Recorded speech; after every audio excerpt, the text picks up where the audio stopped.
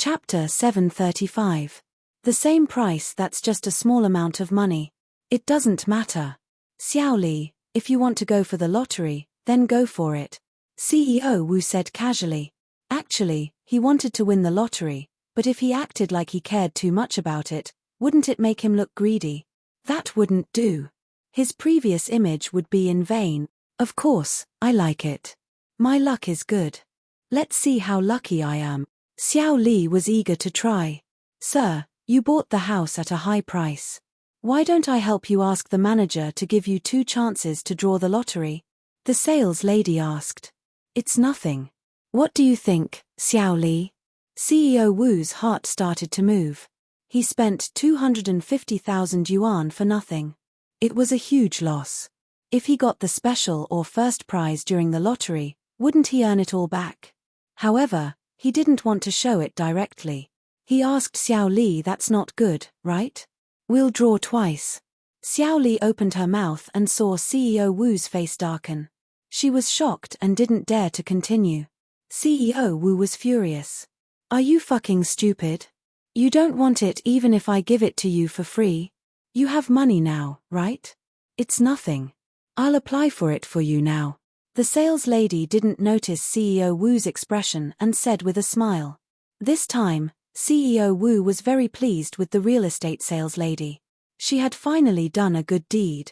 The manager of the sales office was accompanying Fatty Lai. He didn't expect the boss of the group to come here personally. After receiving a call from the sales lady, Manager Wang said to Fatty Lai, CEO Lai, I'll go over first. There's a sales lady looking for me to deal with something. Let's go and have a look together. Fatty Lai didn't have anything to do. Fatty Lai didn't follow Lin Yi when he said he wanted to look at the house first. Fatty Lai guessed that Lin Yi didn't want to give Tang Yun's family a house directly, so he didn't want to be too attentive. Manager Wang and Fatty Lai found the sales lady. Fatty Lai saw Lin Yi and Tang Yun at the side. He was stunned. However, when he saw Lin Yi's eyes, he understood that Lin Yi didn't want him to be too obvious. Lin Yi was actually thinking for Tang Yun's sake. Tang Yun's personality was strong, and she wouldn't want to accept a house for no reason. She wouldn't be able to say anything if Fatty Lai sold it to her at a discount. Mr. Lin, Miss Tang, Auntie Tang. Fatty Lai greeted Lin Yi and Tang Yun passionately. The sales lady didn't know Fatty Lai, so she didn't know what Fatty Lai did. She wasn't surprised and directly said to Manager Wang, Manager Wang, this is what happened. This Mr. Wu and this auntie both had their eyes on the same house. This Mr. Wu and this auntie had a bidding war. In the end, Mr. Wu won the house at a price higher than the original price. Now that he has paid and signed the contract, can we give him a few more chances to draw the lottery? Manager Wang was surprised. There was such a person. Spending 250,000 for a house? Did he hear it wrong? But when he saw the contract the sales lady handed over, he believed that it wasn't a joke. Manager Wang was puzzled. What was the relationship between CEO Lai, Lin Yi, and the auntie who participated in the bidding? If he agreed to let him draw the lottery a few more times, would he offend CEO Lai? So he couldn't help but look at Lai Chang'e. He might not win even if he draws a few more times. Mrs. Tang curled her lips and said with disdain. Manager Wang heard Mrs. Tang's words and obviously didn't care about CEO Wu drawing the lottery. He nodded and agreed, okay, 3 times. I'll give him 2 more chances. Sir, you can go draw the lottery now. Xiao Li, go ahead. The bald CEO Wu waved his hand without a care. Mrs. Tang had never seen Lai Chang'e before. She didn't know what Lai Chang'e did, but seeing that he was respectful to her, she nodded in confusion. Hello, you are, Auntie, I'm Mr. Lin's friend. He asked me to help you research a special price house, Lai Chang'e said. Tang Yun glanced at Fatty Lai. Who was he putting on a show for? You're lying to my mom, right? Tang Yun wasn't stupid. She knew that Lin Yi cared about her face and wouldn't let Fatty Lai give her a house directly. Instead, he would sell the house at a low price to help her family. Although Tang Yun was touched, she also felt uncomfortable. She felt that Lin Yi was colluding with Fatty Lai to lie to her. However, Tang Yun thought of her mother's personality and immediately understood Lin Yi's good intentions. If Fatty Lai acted like he was Lin Yi's follower, then her mother wouldn't spend a single cent at all. She might even ask Fatty Lai for a house. If her mother asked for a house, what would she do? What would she do? Thinking of this, Tang Yun couldn't help but feel grateful for Lin Yi's actions. So that's how it is. I finally got my eyes on a house and I was wondering if I could get a discount. In the end, that person bought it for 250,000 yuan. I'm so pissed. Mrs. Tang saw that Lin Yi found a friend to help her and immediately complained, "Do you have any houses similar to this one? It's best if you can give me a discount." "Do you?" Fatty Lai looked at Manager Wang and asked. Yes. Manager Wang was shocked. What kind of relationship did this auntie have? How could she order CEO Lai to speak? He quickly opened the sales booklet and looked for it. Then, he said, "There's another building beside the one that auntie has her eyes on. It's just that it's 30 meters bigger than this one. The price is 1.2 million. What? Even if it's 30 meters bigger than this one, it's still 1.2 million. Baldy Boss Wu also heard Manager Wang's call. He instantly widened his eyes and asked subconsciously. He spent the same amount of money but bought a small house. What kind of logic was this? Yes, the floor plan is the same as yours, but it's the building next to yours. The sales lady nodded and smiled at the bald CEO Wu. Why didn't you say so earlier? Didn't you say that this was the only one left? At this moment, CEO Wu couldn't care less about being pretentious anymore. He had spent an extra 250,000 yuan for no reason. The other side was 30 meters bigger than his and had the same floor plan, but it was only 1.2 million yuan. Wasn't he a big shot? Chapter 736. Chapter 0736, Smart Tang Yun Ah? CEO Wu was dumbfounded. That's right, he didn't ask and competed with Tang Yun's family. How would he know that there was a bigger house in the building next door? Then can I change it? I'm sorry, your information is already online, you can't change it. The sales lady shook her head regretfully. Forget it, I don't need this little money, I'll buy something I like. CEO Wu gritted his teeth and comforted himself. That's right, we'll buy a bigger house with the same amount of money. Mrs. Tang was delighted. She turned to Fatty Lai and asked, "Then can we get a discount on this house?" "Yes, why not?" Fatty Lai thought about it and said, "How about this? The house just now was sold for 250,000 yuan because of the competition with auntie. So, I'll give you a discount of 250,000 yuan for this house. It'll still be 950,000 yuan, and the other discounts won't change. How about it?" "Manager Wang, is that okay?" Since CEO Lai said so, how could Manager Wang say no? This property belonged to CEO Lai, he was just an employee, so he quickly said, "Okay, if CEO Lai says it's okay, then it's okay." But Manager Wang was shocked. What was the relationship between these people and Lai Changyi? He had actually slashed 250,000 yuan in one go, and he would still be able to enjoy other housing discounts after that. This level of strength was simply unprecedented. Baldy CEO Wu was already depressed. He had wasted 250,000 yuan to buy a small house. This money was enough to buy a big house. But in order to show that he was rich, he endured it. But this CEO Lai used his own money to give Mrs. Tang a discount. Wasn't he cheating them? He almost rolled his eyes and fainted. This act was such a failure. He felt like an idiot. Not only did he not cheat Tang Yun's family, but he cheated 250,000 yuan of his own money. Not only did they get a house that they liked, but it was also cheaper by 250,000 yuan. Just as he was feeling depressed, Xiao Li came back with an electric rice cooker, a microwave oven, and an electric kettle. She said happily, "Honey, I've won so many prizes. I've saved money on home appliances. What's the use of these things?" Greedy. The bald CEO Wu had lost 250,000 yuan for nothing, and he was unhappy. Seeing that Xiao Li was still so happy after drawing a few lousy prizes, he immediately became angry. "It's fine if it's the grand prize and first prize, but why are you showing off these lousy prizes? Hurry up and leave." Are you going to embarrass yourself here? Baldy CEO Wu really couldn't stay any longer. It was too stifling. He felt that he had suffered a huge loss today. He had never suffered such a loss before. Xiao Li was suddenly at a loss of what to do after being scolded by Baldy Wu. She was pulled out of the sales office by Baldy Wu. Mrs. Tang pursed her lips and sneered at the two of them. What the hell? Are you dumbfounded? Mrs. Tang had been depressed about not being able to buy a house. Now that she had finally found one, it was snatched away. How could she feel good about that? But now, she was so happy that she was about to jump high. Lin Yi's face was still big. He casually gave her a discount of 250,000 yuan. With such a discount, she would smile even in her dreams when she went home. Accompanied by Fatty Lai and manager Wang, Mrs. Tang went to look at the house again. This time, she was even happier than before. This house was obviously much bigger. The previous house had 3 bedrooms and 1 living room.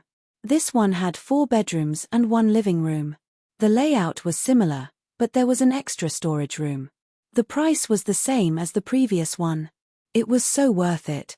Okay, I'll take this one. Mrs. Tang didn't hesitate this time. Xiao Lai, it's great that my Xiao Yi has a friend like you. You're flattering me. Fatty Lai wiped his sweat. I'm lucky to have a good boss. Otherwise, I wouldn't be so powerful right now. Even Liu Tianyi has to be respectful when he sees me now. In the future, House Lai will also be a noble house, and the biggest one at that. They won't even bother to be on the same level as the 4 small noble houses of the 5 world. Fatty Lai was very far-sighted. He felt that Lin Yi would one day soar into the sky. As long as he followed in Lin Yi's footsteps, glory and wealth would be at his fingertip. Under manager Wang's personal supervision, the contract was quickly signed. Mrs. Tang paid the money and got a chance to draw a prize. Auntie, I'll take you to the draw. Who was manager Wang?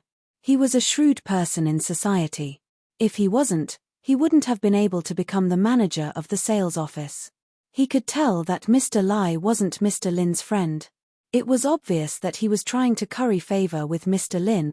A discount of 250,000? How was that a discount? It was simply a huge loss. But manager Wang didn't show it on his face. He was prepared to give Mrs. Tang some more benefits. Mrs. Tang knew that her luck wasn't good. She didn't think that she would win anything in this kind of lucky draw. But the introduction was very good. She had 100% chance of winning. That Xiao Li got 3 appliances. How could she lose? If she could get a microwave or a water heater, she would save a lot of money. Mrs. Tang couldn't help but ask, Manager Wang, that person got 3 times. Can I get 3 times too? If it was someone else, Manager Wang would look down on them. He already gave you a discount of 250,000. Why do you care about these small prizes? But Manager Wang was looking for a chance to please Mrs. Tang for Fatty Lai. How could he not agree? He smiled, Auntie, you can go and get 3 times too. Good. Mrs. Tang beamed with joy. Tang Yun looked at her mother helplessly. When her mother walked away, she turned to Lin Yi and whispered, Thank you. What are you thanking me for? Lin Yi smiled. You know the answer. Tang Yun hemphed and ignored Lin Yi. Lin Yi was embarrassed that Tang Yun saw through him. It seemed that Tang Yun wasn't stupid. The main problem was that Tang Yun knew that Fatty Lai was his follower. It was normal for Tang Yun to be suspicious. Fatty Lai didn't feel embarrassed when Tang Yun saw through him. He walked over with a smile. Boss, sister-in-law, are you satisfied with the house? It's fine as long as you don't lose anything, Lin Yi hinted. I didn't lose anything. I sold it at the cost. I'll buy it for sister-in-law's family when I'm building a house, Fatty Lai smiled.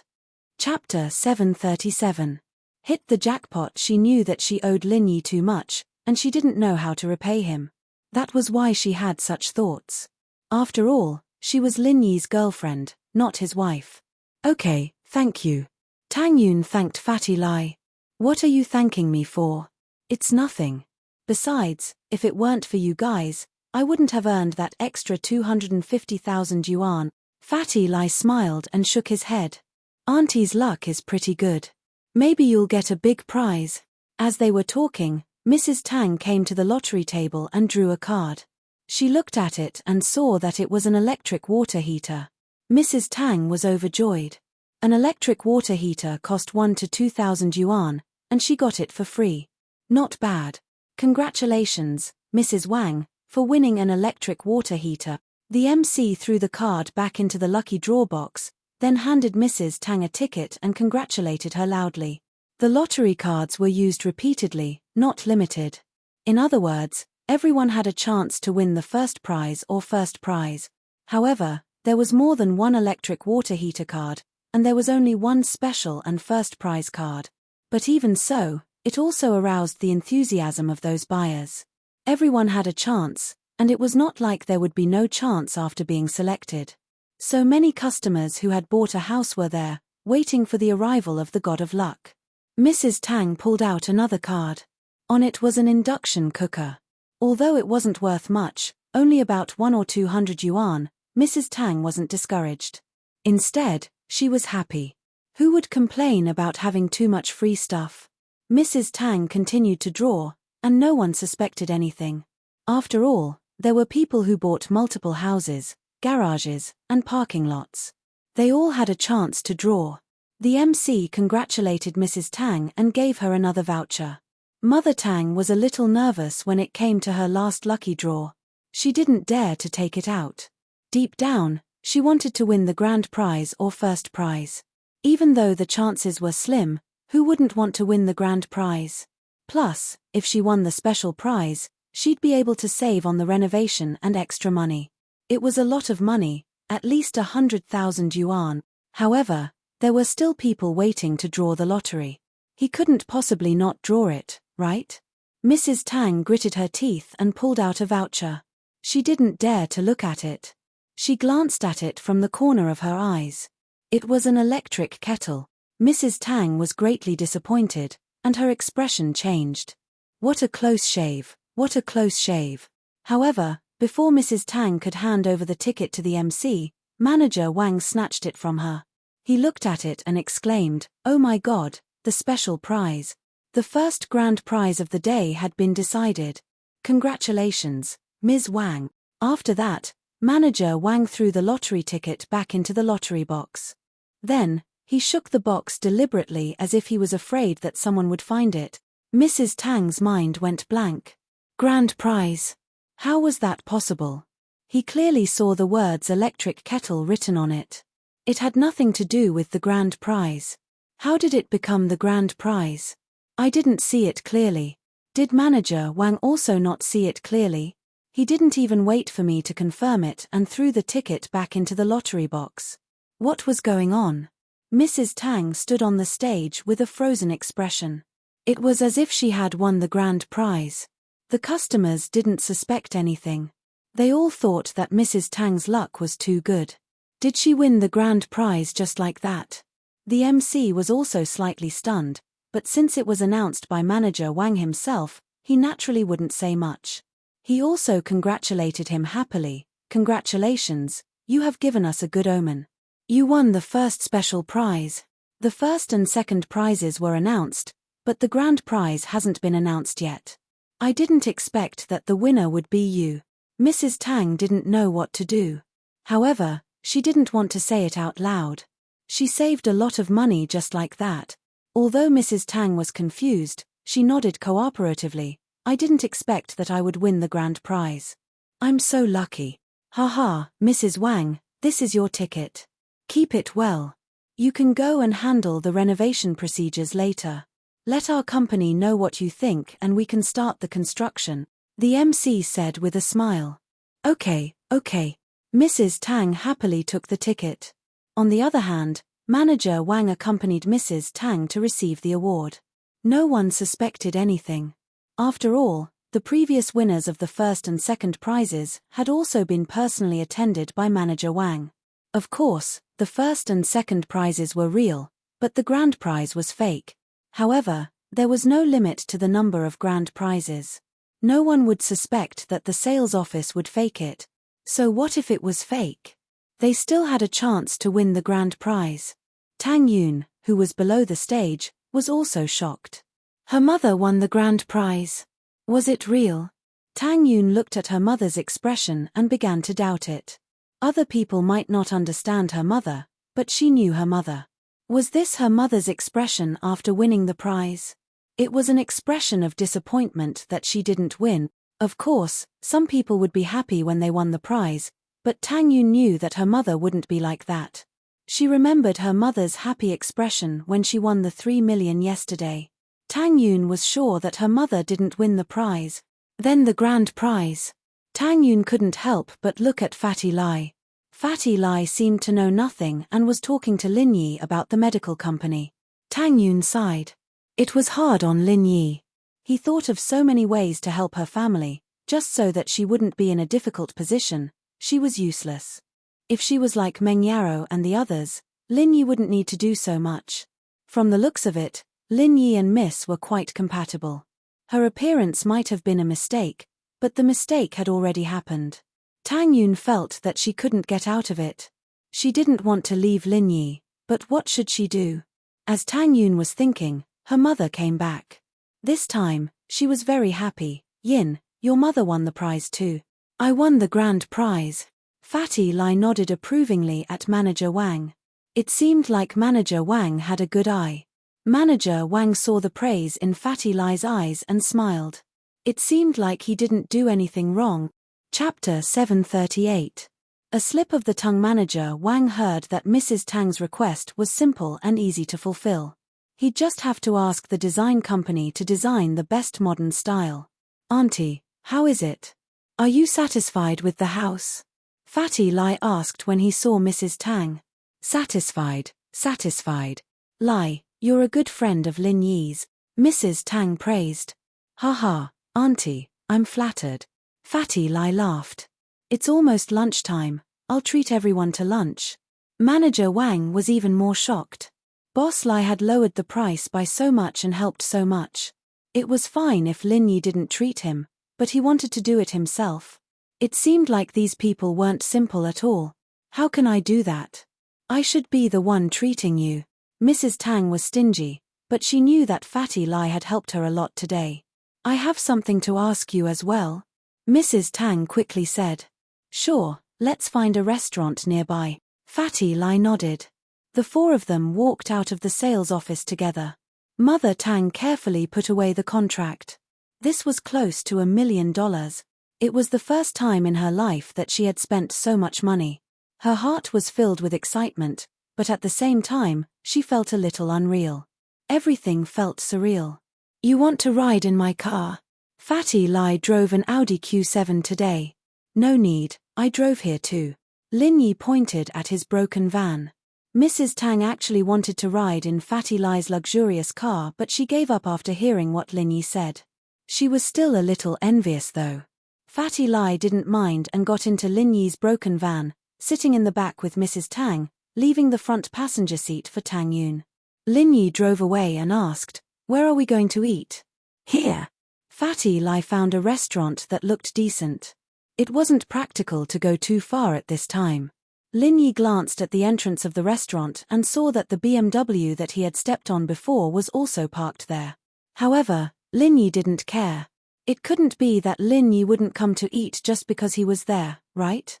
Moreover, Lin Yi was not afraid of him at all. Fatty Lai and Lin Yi walked into the restaurant together. Fatty Lai didn't pay attention to the bald CEO Wu and his sweetheart, Xiaoli.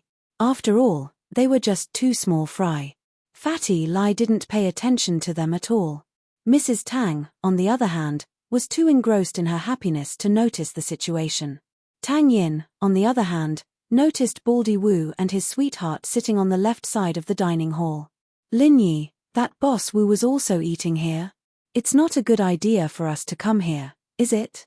Tang Yin was a bit hesitated after all. They were taking advantage of Lin Yi's 25. It wasn't easy for them to run into each other. Oh, then I should tell him to get lost, lest he affects my girlfriend's mood. Lin Yi smiled. Stop it, why are you so bossy? Tang Yin was very shy. Heh, then let's not care about him. Lin Yi shook his head. Fatty Lai asked the waiter for a private room. In fact, There was no need for 4 people to have a private room, but Fatty Lai felt that it was better to treat people formally. After entering the private room and sitting down, since Fatty Lai was treating, he first ordered a few signature dishes before passing the menu to Mrs. Tang and Tang Yin, auntie, sister-in-law. Miss Tang, what would you like to eat? Fatty Lai's words slipped, but fortunately, he reacted quickly. Seeing that Mrs. Tang didn't seem to notice, he let out a sigh of relief. Are these dishes enough? There are only 4 of us, we can't eat so much, right? Mrs. Tang looked at the dishes that Fatty Lai ordered. They were all the signature dishes of this restaurant. It was enough. Yes, these dishes are enough for 4 people, the waiter nodded. Although the restaurant naturally wanted to sell more dishes, they couldn't let people order so they couldn't finish it, right? When it was Tang Yin's turn, she only ordered a few bottles of drinks and didn't add any dishes. Fatty Lai had no choice but to order a dessert before waving the waiter away. And the bald CEO Wu, who was sitting not far away, saw Lin Yi's group and immediately frowned. It's really a small world for enemies. There were a lot of people at the sales office and I couldn't do anything to you, but now you guys come to me? Yeah, CEO Wu, these people are so bad, they made us spend an extra 250,000 yuan. Xiao Li was a little distressed. How good would it be if she gave the money to someone else? She didn't think much about it when she bought the house. After all, it was Boss Wu's money at that time. But now that the house was hers, Xiao Li also felt that the extra money she spent was her own. If I don't find someone to teach them a lesson, I won't be able to calm down. CEO Wu was actually thinking that he would find someone to beat up Lin Yi and force him to leave Tang Yin. At that time, he would appear forcefully and gain the favor of Tang Yin's family. Then, he wouldn't be far from getting the beauty. Yeah, CEO Wu, aren't you under Tsihua Bro's protection? Why don't you find Tsihua Bro? Xiao Li suggested. That's what I'm planning to do. CEO Wu nodded. His taxi company was under the name of Tsihua's company, and he paid Tsihua a huge sum of money every month. How else would he be able to dominate the taxi industry in Songshan and become the leader of the taxi industry? Because he had Tsihua backing him, the other taxi companies didn't dare to say anything. Who dared to provoke Tsihua? CEO Wu dialed Tsihua's number. Tsihua had just finished the silver needle removal surgery with his brother. This surgery left Li Delay crippled. After the silver needles were removed, there were holes all over his body. He looked like a sieve, and every wound was as big as a rice bowl. It was shocking. But in order to survive, he had to do this. Otherwise, if Lin Yi's pure energy exploded out, he wouldn't be able to live. Bro, how am I going to live in the future? There's even a hole in my dick. I'm so pitiful. Li Delay was in so much pain that he wanted to die after the anesthesia wore off. Alright, stop howling. It's your fault for messing with Lin Yi. Tsihua glared at Li Delay. Even Master Bing doesn't know how to deal with Lin Yi. What can you do? But I don't want to give up. I want revenge. I want to tear Lin Yi into pieces. Li Delay clenched his teeth in pain. Just wait for Master Bing to avenge you. Don't even think about it. How could Tsihua not hate Lin Yi? He hated Lin Yi to the bone, but what could he do even if he hated him to the bone? He couldn't do anything to Lin Yi and was afraid of him. Chapter 739. Give me back my silver needle. Li Delay nodded. He could only wait for Master Bing to take revenge for him. Lin Yi was too strong, even his brother wasn't his match. Tsihua comforted Li Delay and received a call from Baldy Wu when he left the ward. Hello. Old Wu, what's up? Tsihua asked. Tsihua bro, I was bullied. There was a dent in my car, and when I mentioned your name, the guy didn't care at all. He asked me what Tsihua bro was. CEO Wu started making up stories in order to get Tsihua to stand up for him. In this Songshan city, there's someone who doesn't care about my name. Tsihua was already filled with rage, and Baldy Wu's words only served to enrage him further.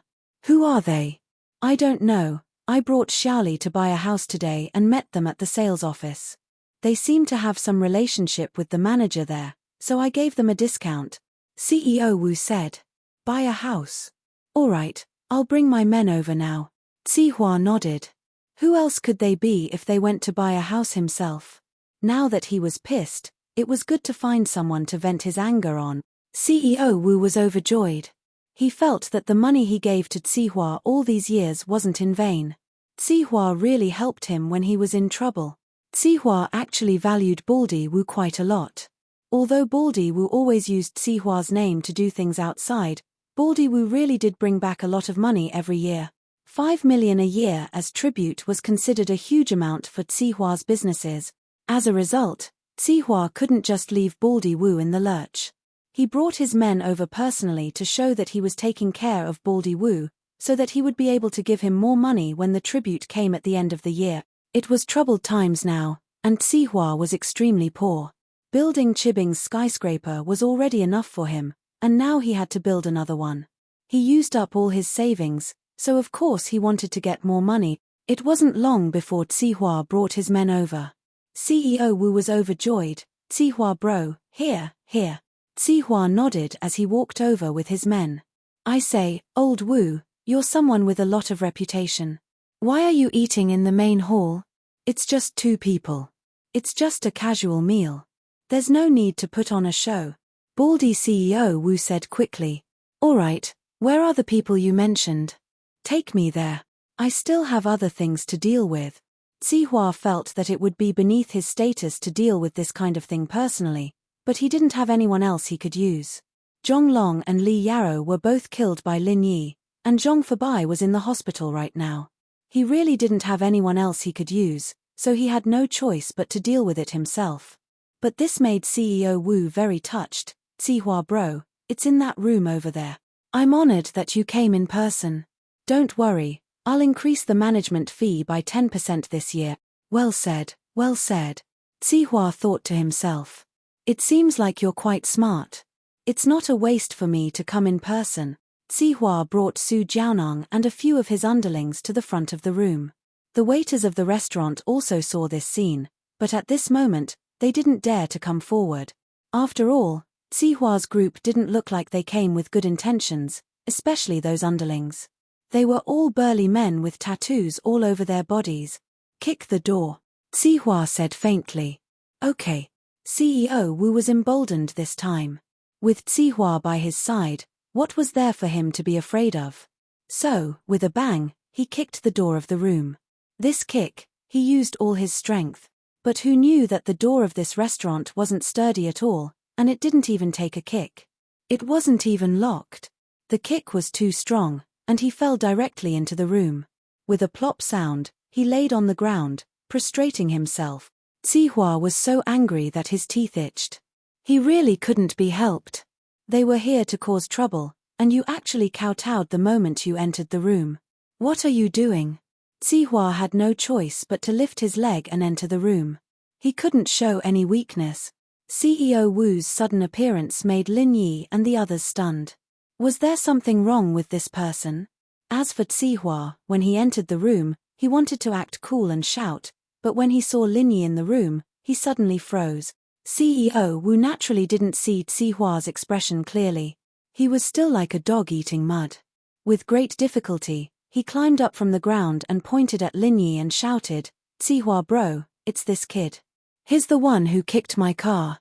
He didn't even put you in his eyes." Zihua's back was covered in cold sweat. Lin Yi. Why was he so unlucky?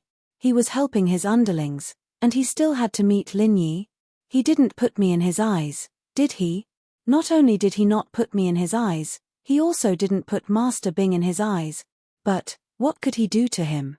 Zihua was a little embarrassed. He didn't know what to say. He wanted to say that they came to the wrong room and leave with his underlings, but this CEO Wu revealed the truth. He had no way to smooth things over. Lin Yi. Zihua was a little embarrassed.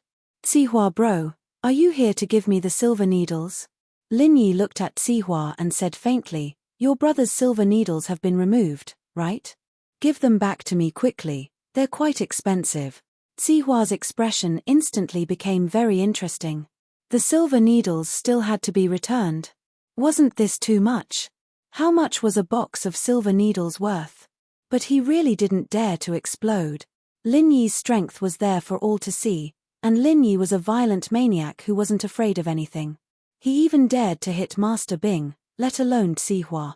Zihua didn't want to be crippled by Lin Yi. He could only force a smile and said, "It's just a box of silver needles. Why do you care?" "Oh, you like silver needles? Do you want me to give you a few more?" Lin Yi said as he took out the box of silver needles from his pocket. Zihua looked at the box of silver needles, and his face turned ashen. What the fuck? What was the meaning of this? Did Lin Yi want to put a few more silver needles on his body? Zihua couldn't take that.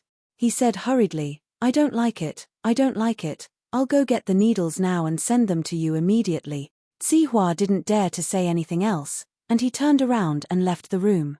Jiaonang and the others who came with Zihua saw that he was leaving, and quickly left as well.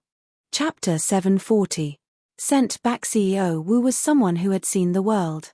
He could tell that the situation wasn't looking good. Ever since Zihua saw the person in the room, he didn't plan to help him at all. And from the looks of it, Zihua was afraid of the person in the room. That was why he left with his tail between his legs. "I'm sorry, I went to the wrong room. This meal is on me, it's my treat." CEO Wu wasn't an idiot. He knew that if he didn't understand the situation, he would only be waiting for death. Even Zihua couldn't afford to offend this person. How could he, CEO Wu, afford to offend this person? "Alright, hurry up and leave. Don't disturb our meal." Mrs. Tang waved her hand and signaled that Baldy Wu could leave. She felt great in her heart. "You don't like it? You found someone? So what? My son-in-law would scare them away. So what if it was Zihua?" Although he was a famous person in Songshan and was a legend in Mrs. Tang's eyes, it seemed that he was just a coward. Mrs. Tang thought that she would become a famous person in Songshan in the future. Even Zihua wouldn't be her opponent. CEO Wu quickly turned around and left.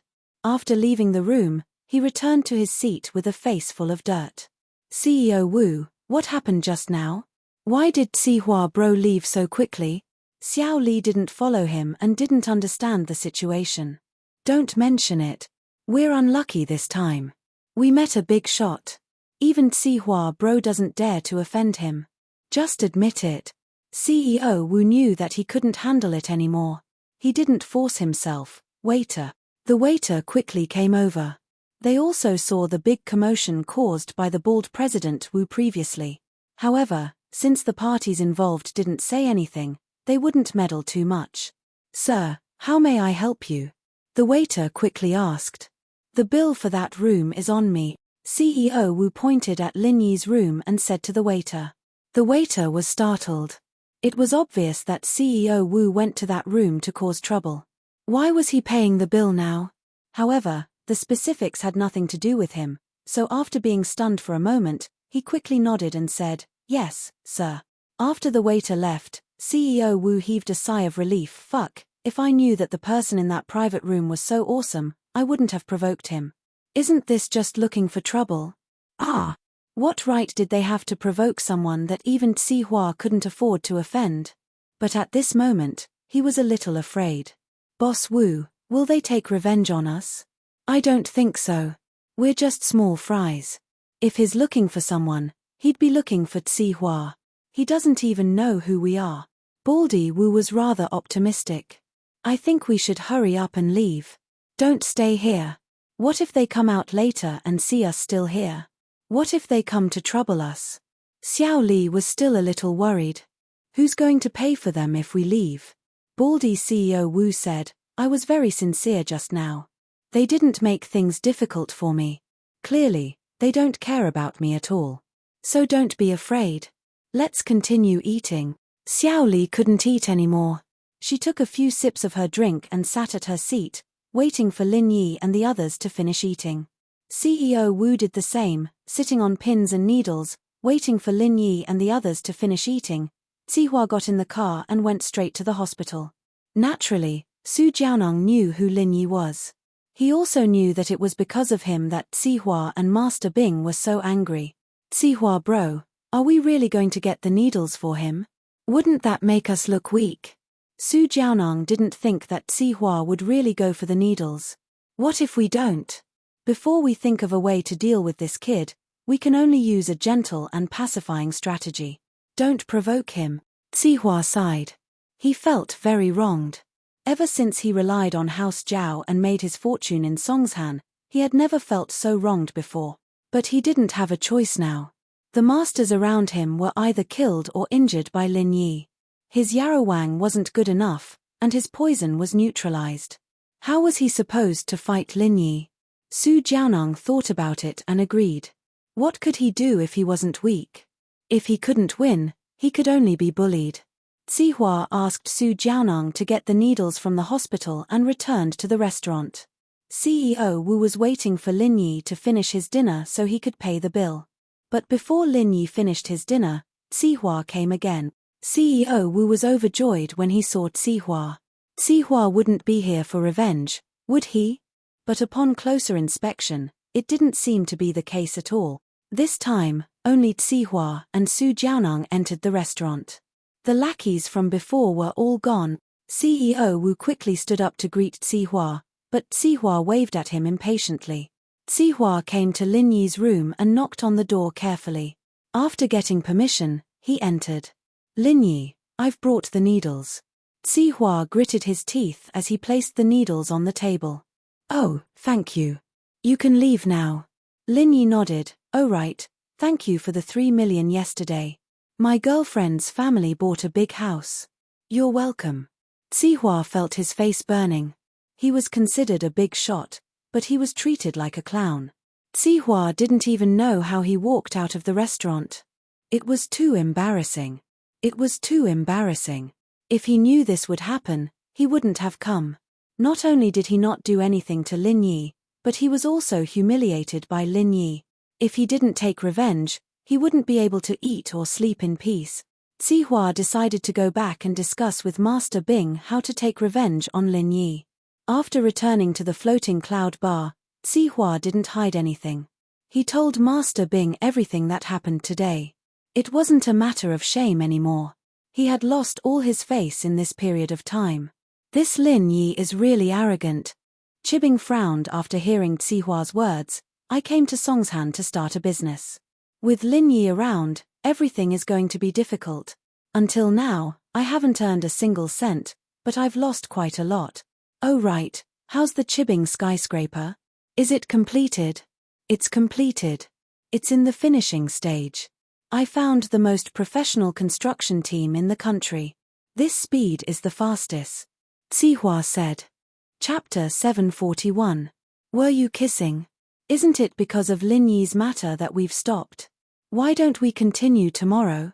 Sihua asked. Yes, continue working. Flatten that piece of land. Chibing nodded. Master Bing, according to our plans, there's an orphanage right next to the slums. Do you think we should get the land for the orphanage? The slums weren't square, but an L shape. One of the pieces of land was the orphanage. At first, Sihua didn't have any intentions towards the orphanage, but now that he'd lost 100 million on the HQ building and 3 million to Lin Yi, he'd lost a lot of money. It was going to be hard to make up for the losses with just the slums. Orphanage. Master Bing thought about it. What's the background? Nothing much, it's just a private charity orphanage. The land was donated for free. Sihua knew more about this. Alright, go talk to someone and get it. We need to build a high-end modern community. We need to recoup our losses before, or I won't be able to explain it to my dad. Chibing didn't think much of it when he heard that it was a private orphanage. What background could it possibly have? Master Bing, are we still going to hold the completion ceremony for the group's skyscraper this time? Sihua asked as he remembered the completion ceremony from the last time. What the hell? Didn't we embarrass ourselves enough last time? Master Bing glared at Sihua. Speaking of this, Master Bing was furious. You want me to attend the completion ceremony in a wheelchair? This Lin Yi is like a ticking time bomb, lying in ambush on the road. Who knows when he'll explode? If we don't get rid of him, we won't be able to live in peace. But this guy doesn't seem to be injured at all. Uncle Zhu and Yarowang are no match for him. What can we do? Sihua was out of ideas. Huh? A ticking time bomb? Sihua's eyes lit up after hearing Master Bing's words. What's wrong with a ticking time bomb? Do you have any good ideas? Master Bing saw Zihua's expression and asked quickly. There's an old saying that no matter how good your martial arts are, you're still afraid of guns and cannons. Why do we have to fight him head on? Why don't we use a little strategy? Zihua suggested. You mean, we should use firearms against him? Master Bing paused. That time bomb thing you mentioned reminded me of something. We can install a time bomb in his car. Won't he die the moment he starts driving? Zihua finally thought of a way to deal with Lin Yi. Install a time bomb in his car? That's a good idea, but isn't this opportunity hard to come by? Master Bing found Zihua's suggestion to be quite a good one. At the very least, he wouldn't have to fight Lin Yi head on. Who knew if Lin Yi had recovered his strength? How about this? Who cares if he has recovered his strength or not? I'll just blow him up with a bomb. Let's see if he can still be so arrogant then. I have an idea, Zihua pondered and said, but we might need to spend some money. Spending money doesn't matter. As long as we can kill Lin Yi, what's the point of spending money? Once Lin Yi is dead, we'll be able to earn back the money we spend now. Chibing waved his hand nonchalantly. That'll be easy, Zihua said. When the time comes, we can do this and this. Zihua told him his plan. After listening, Master Bing pondered for a while and nodded. All right, let's do that. Get someone to arrange this immediately. The faster the better. I don't want Lin Yi to live in this world for even a second longer. Don't worry, Master Bing. Leave this to me. I have my ways. Zihua nodded. After Lin Yi and the others finished their meal, Fatty Lai wanted to pay the bill but found out that CEO Wu had already done so. Fatty Lai didn't reject it anymore. He knew that this was Lin Yi's capability, so he promised to treat him next time. He didn't want to disturb Lin Yi anymore, so he took a taxi and left. Lin Yi drove Mrs. Tang back to the hospital. Mrs. Tang had just bought a house, so naturally, she needed to discuss the layout with Tang Jucheng.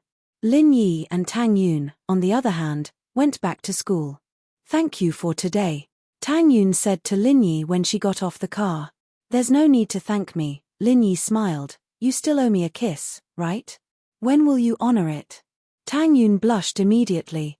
She remembered that she had promised him before. She didn't honor it.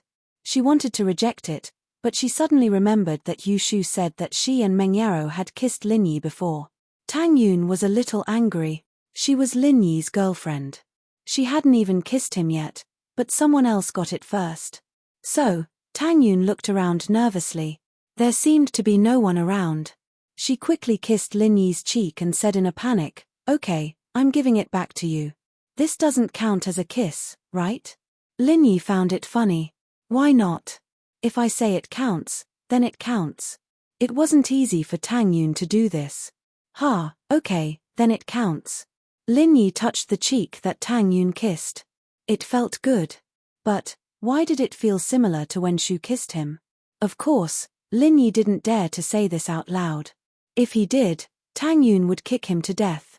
The two of them didn't know what to do next, but they heard a scream. Wow, I was wondering why you two were skipping class. So, you were hiding here and kissing? Liu Xinwen ran over while panting. She saw Lin Yi's car from afar. She called out to Lin Yi, but he didn't hear her. So, Liu Xinwen chased after him all the way to the food street behind the school. Then, she saw Tang Yun kissing Lin Yi. So, Liu Xinwen quickly ran over as if she saw the big news. "Xinwen, what are you talking about? We didn't kiss." Tang Yun obviously wouldn't admit what she did. Even Liu Xinwen wouldn't admit it. Otherwise, if Liu Xinwen knew, everyone would know. Did I see it wrong? I clearly saw you kissing Lin Yi. Liu Xinwen wasn't that gullible. We were whispering. Tang Yun glared at Liu Xinwen. You're making a fuss. Why aren't you in the classroom? What are you doing here? Chapter 742. Group Photo. Oh, we went to buy a house this morning, Tang Yun said. Her heart was filled with sweetness when she talked about buying a house. In the past, she didn't even know if she could survive if something like this happened to her family, not to mention buying a house. Now, her family was probably the one with the best situation in the slums. While everyone was waiting for their houses to be demolished, Her family was already living in a building. Liu Xinwen was envious. Yun, you're so lucky. We're waiting for our houses to be demolished, and we don't know when we'll get the compensation. The developer doesn't know how much the compensation will be. It's making everyone anxious all day long. Isn't it because of my father's broken leg? Tang Yun sighed. She didn't know if it was because of her father's broken leg or because she met Lin Yi. Tang Yun saw the drastic changes in her family and remembered it in her heart. It was all Lin Yi's credit, so Tang Yun would sometimes treat Lin Yi with gratitude. If someone pays me 3 million, I'd rather have both my legs broken. Xin Wen was a little envious of Tang Yun. Although her words were a little harsh, it was the truth. The residents of Shanty Town were basically the toiling masses at the bottom of society. Who would live here if they were rich? They were either laid-off workers or jobless groups. Everyone relied on small businesses and hard labor to maintain their family's food and clothing. Just like Liu Xinwen's parents, they were also working for others. Their monthly income was just enough to maintain their family's livelihood. The entire family had almost no savings at all. Not to mention buying a house, even renting a house after losing it would be difficult to make ends meet. I hope that the developer has some conscience and can compensate us a sum of money. Then, we can ask Lin Yi to help us buy a special price house in a bad location. Tang Yun looked at Lin Yi. She didn't care about other people, but Liu Xinwen and Fen were her childhood friends. She couldn't just watch them go down the drain and not do anything about it. But Tang Yun didn't want to make things difficult for Lin Yi. She only asked Lin Yi to help them buy a special price house with a slightly worse location. It would be sold at a special price. Lin Yi should be able to get it with his connections, right? Of course, no problem. Lin Yi and Liu Xinwen were familiar with each other. A house with a slightly worse location should be much cheaper. Thank you so much. Liu Xinwen heard Lin Yi's words and felt touched.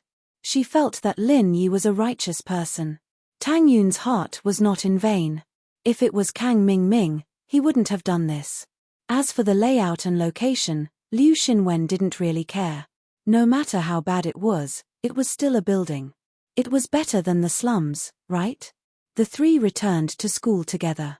Lin Yi and Tang Yun parted at the door of Class 9. Lin Yi entered his own class. There weren't many people in the classroom. Clearly, there weren't many people coming to school today. It was lunch break, so there were even fewer people. The Miss and Yu Shu were both there. They were reading in their seats. Seeing Lin Yi enter, the Miss raised her head and looked at Lin Yi before returning her gaze back to her book.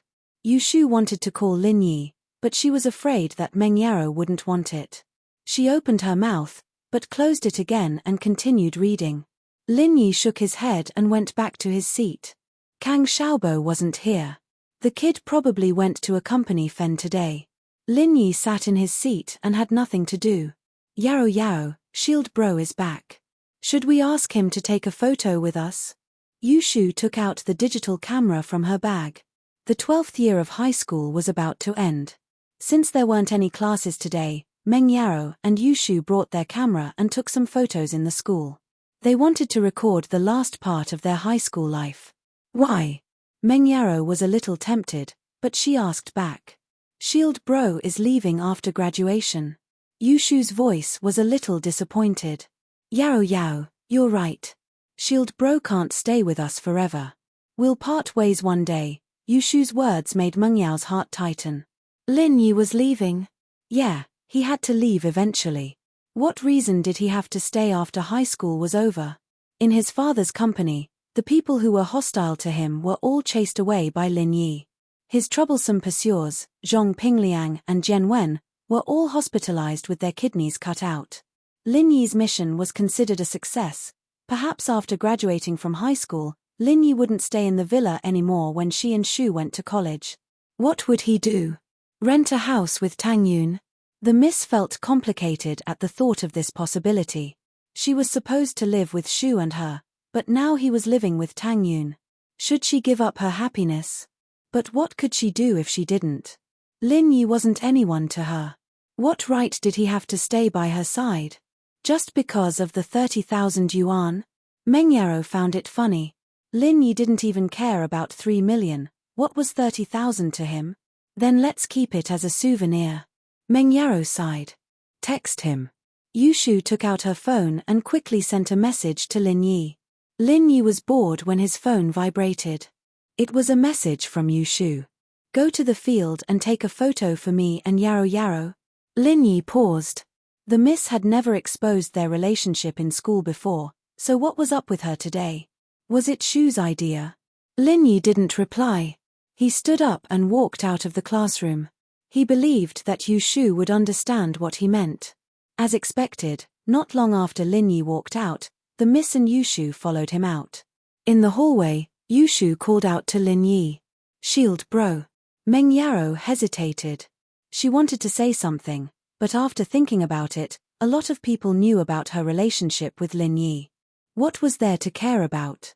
Besides, she had already announced to Tang Yun that she was going to fight for Lin Yi. Now that she was hiding it, it was as if she was afraid of her. With that thought, the miss changed her attitude towards Lin Yi. She raised her head and pulled Yushu. Shu, let's take a photo in the hallway.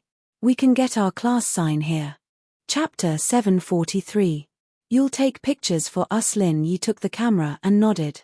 The classrooms of 12th class 5 and 12th class 9 weren't too far away from each other. Yushu's shield bro was a little out of place, and Tang Yun was sitting by the window in the hallway. The windows were always open in the summer, so she heard it as well. She was very sensitive to Yushu's unique way of addressing Lin Yi. She raised her head and saw Lin Yi taking pictures of Meng Yaro and Yushu. Tang Yun frowned. She couldn't figure out whether or not Meng Yaro and Yushu liked Lin Yi or not. Or did one of them like Lin Yi or not? Or maybe they didn't like him. Xinwen heard Yushu's voice as well. She popped her head out of the classroom and saw Lin Yi taking pictures of Meng Yaro and Yushu. She quickly texted Tang Yun. Tang Yun was a little annoyed when she received Xinwen's message. She replied with a "I know" and put her phone back into her pocket. There were only a few more months until the college entrance exams. She had to study hard. It was good to be with Lin Yi, but she couldn't let it affect her studies. If she couldn't get into college, the gap between her and Lin Yi would be even bigger. Tang Yun understood this very well.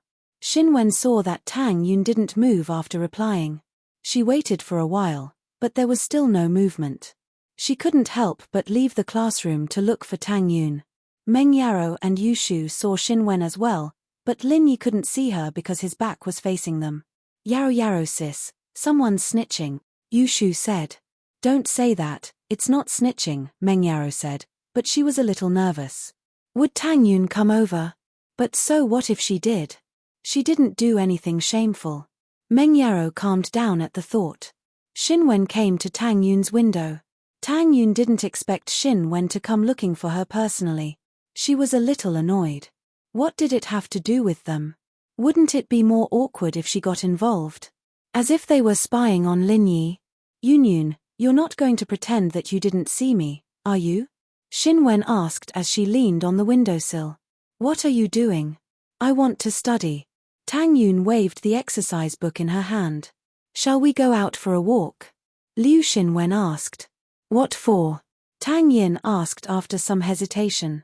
She knew what Xinwen wanted her to do, it was to find Lin Yi. Since they're taking pictures, let's take some too. We're graduating soon, let's take some as a souvenir, Liu Xinwen said. No, I don't think it's a good idea. Tang Yun shook her head. What's wrong with that? After Liu Xinwen finished, she called Lin Yi, Lin Yi. With Lin Yi's sharp senses, how could he not know that Liu Xinwen went to find Tang Yun? Although Lin Yi had been taking pictures of Meng Yaro and Yushu, he was still paying attention to what was happening over there. Hearing Liu Xinwen call him, Lin Yi knew that something was up again. He turned around with a smile. Ha! What's up? Tang Yun said that she hasn't taken a picture with you yet, Liu Xinwen said. When did I say that? Don't talk nonsense. Tang Yun was embarrassed. How could Liu Xinwen talk nonsense? Then let's take a picture together. The miss had spoken. At this time, Meng Yaro felt that there was no need for her to be petty. It was just a picture, so what if Tang Yun came? If she didn't let Tang Yun come, it would make her seem petty. She was the miss, she had to fight and not fight. If she fussed over everything, she would be an unreasonable shrew. Let's go, Yunyun. If we start now, I don't believe that you can learn it. Liu Xinwen looked at the exercise book in Tang Yun's hands. It seemed to be the same handwriting as before. Tang Yun hadn't touched it at all. She was using a carbon pen before, but now she was using a blue ballpoint pen. Tang Yun was dragged out of the classroom by Liu Xinwen. Tang Yun didn't hesitate anymore. Indeed, she hadn't taken a picture with Lin Yi before. The two met in Songshan's first school. If they didn't take a picture together, it would be a pity. Maybe she would regret not keeping a piece of her memory. Lin Yi, I'll take a picture for you too. Liu Xinwen took the camera from Lin Yi's hand. I'm not done yet. Yu Shu wasn't happy, but she thought about it and ran to Lin Yi's side. Tang Yun stood on Lin Yi's right and Yu Shu stood on Lin Yi's left. I haven't taken a picture with Shield Bro yet, right? Tang Yun didn't know whether to laugh or cry. She was taking a picture with Lin Yi. What was she doing? Liu Xinwen was pissed as well, but what else could she say if Tang Yun didn't say anything? She took the camera and took a strange picture of the three of them. Yaro Yaro sis, you come too? Yu Shu waved at Meng Yaro. Meng Yaro wanted to go, but she didn't want to. Tang Yun was there, what was she going to do? Meng Yao, let's take a picture together. Are we friends? Can we have a souvenir? Tang Yun saw the miss awkwardness. Since she was generous enough to ask her to take a picture, why couldn't she do the same? Meng Yaro hesitated and walked over. She thought about it and stood next to Yu Shu. Liu Xinwen pressed the shutter, and the picture of the four of them came out. After taking the picture, Yu Shu wanted to join in the fun, but Meng Yaro pulled her to the side, not letting her join in. She wanted to give Lin Yi and Tang Yun a chance to take a picture alone. Tang Yun and Liu Xinwen could take pictures with their phones, but the function was much worse than a digital camera. Their family's financial situation didn't allow them to buy a digital camera. Tang Yun's family had some money now, but they didn't have the time to buy one, or maybe Tang Yun didn't want to buy one. So, after Lin Yi and Tang Yun took a picture together, Liu Xinwen took a picture with Tang Yun. In the end, Yu Shu suggested that the five of them take a picture together. It wasn't easy for the five of them to get to know each other. Meng Yaro and Yu Shu knew Liu Xinwen that night at Fatty Lai's house. But, the five of them needed someone to take the picture, right? Although the camera had a selfie function, there wasn't a place to fix it. Just when they were thinking about what to do, they saw Zhu Ruoming walking over with a basketball. The reason he came to school every day was to hang out with his lackeys, eat, drink, play basketball, and act cool. Of course, the number of times he acted cool had decreased recently. The reason was simple: Lin Yi was too fierce. He didn't want to offend him, so Zhu Ruoming could only play basketball in peace. Hey, classmate, take a picture of us. Liu Xinwen didn't see clearly that it was Zhu Ruoming. She just grabbed a random person to take a picture. Chapter 744. The rise of House Zhonghe had just started to behave himself in school, and now someone was asking him to take a picture. Ruoming was about to open his mouth to curse when he raised his head to see Lin Yi and Tang Yun beside Xinwen, as well as the Miss and Yu Shu on the other side. He shut his mouth with a gar, thankful that he'd opened his mouth a little slower, otherwise he'd be in trouble. Other than Xinwen, he couldn't afford to offend any of these people. Fuck, he was so unlucky, running into so many people after playing basketball. But on the surface, Zhu Ruoming put on a flattering smile. Isn't this boss Lin Yi and sis-in-law Tang Yun? Long time no see, looking for a photographer? I'm a professional. I've been to many private photo gatherings. Private photo? What's that? Tang Yun paused, not knowing what Zhu Ruoming was talking about. Huh.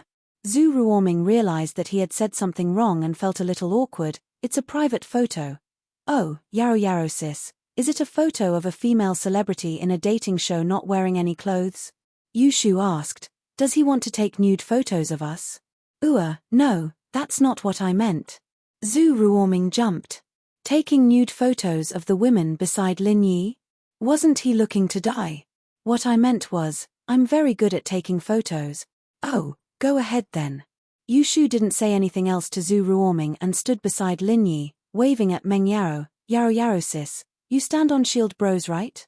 Meng Yaro didn't bother with Yushu, standing beside her instead.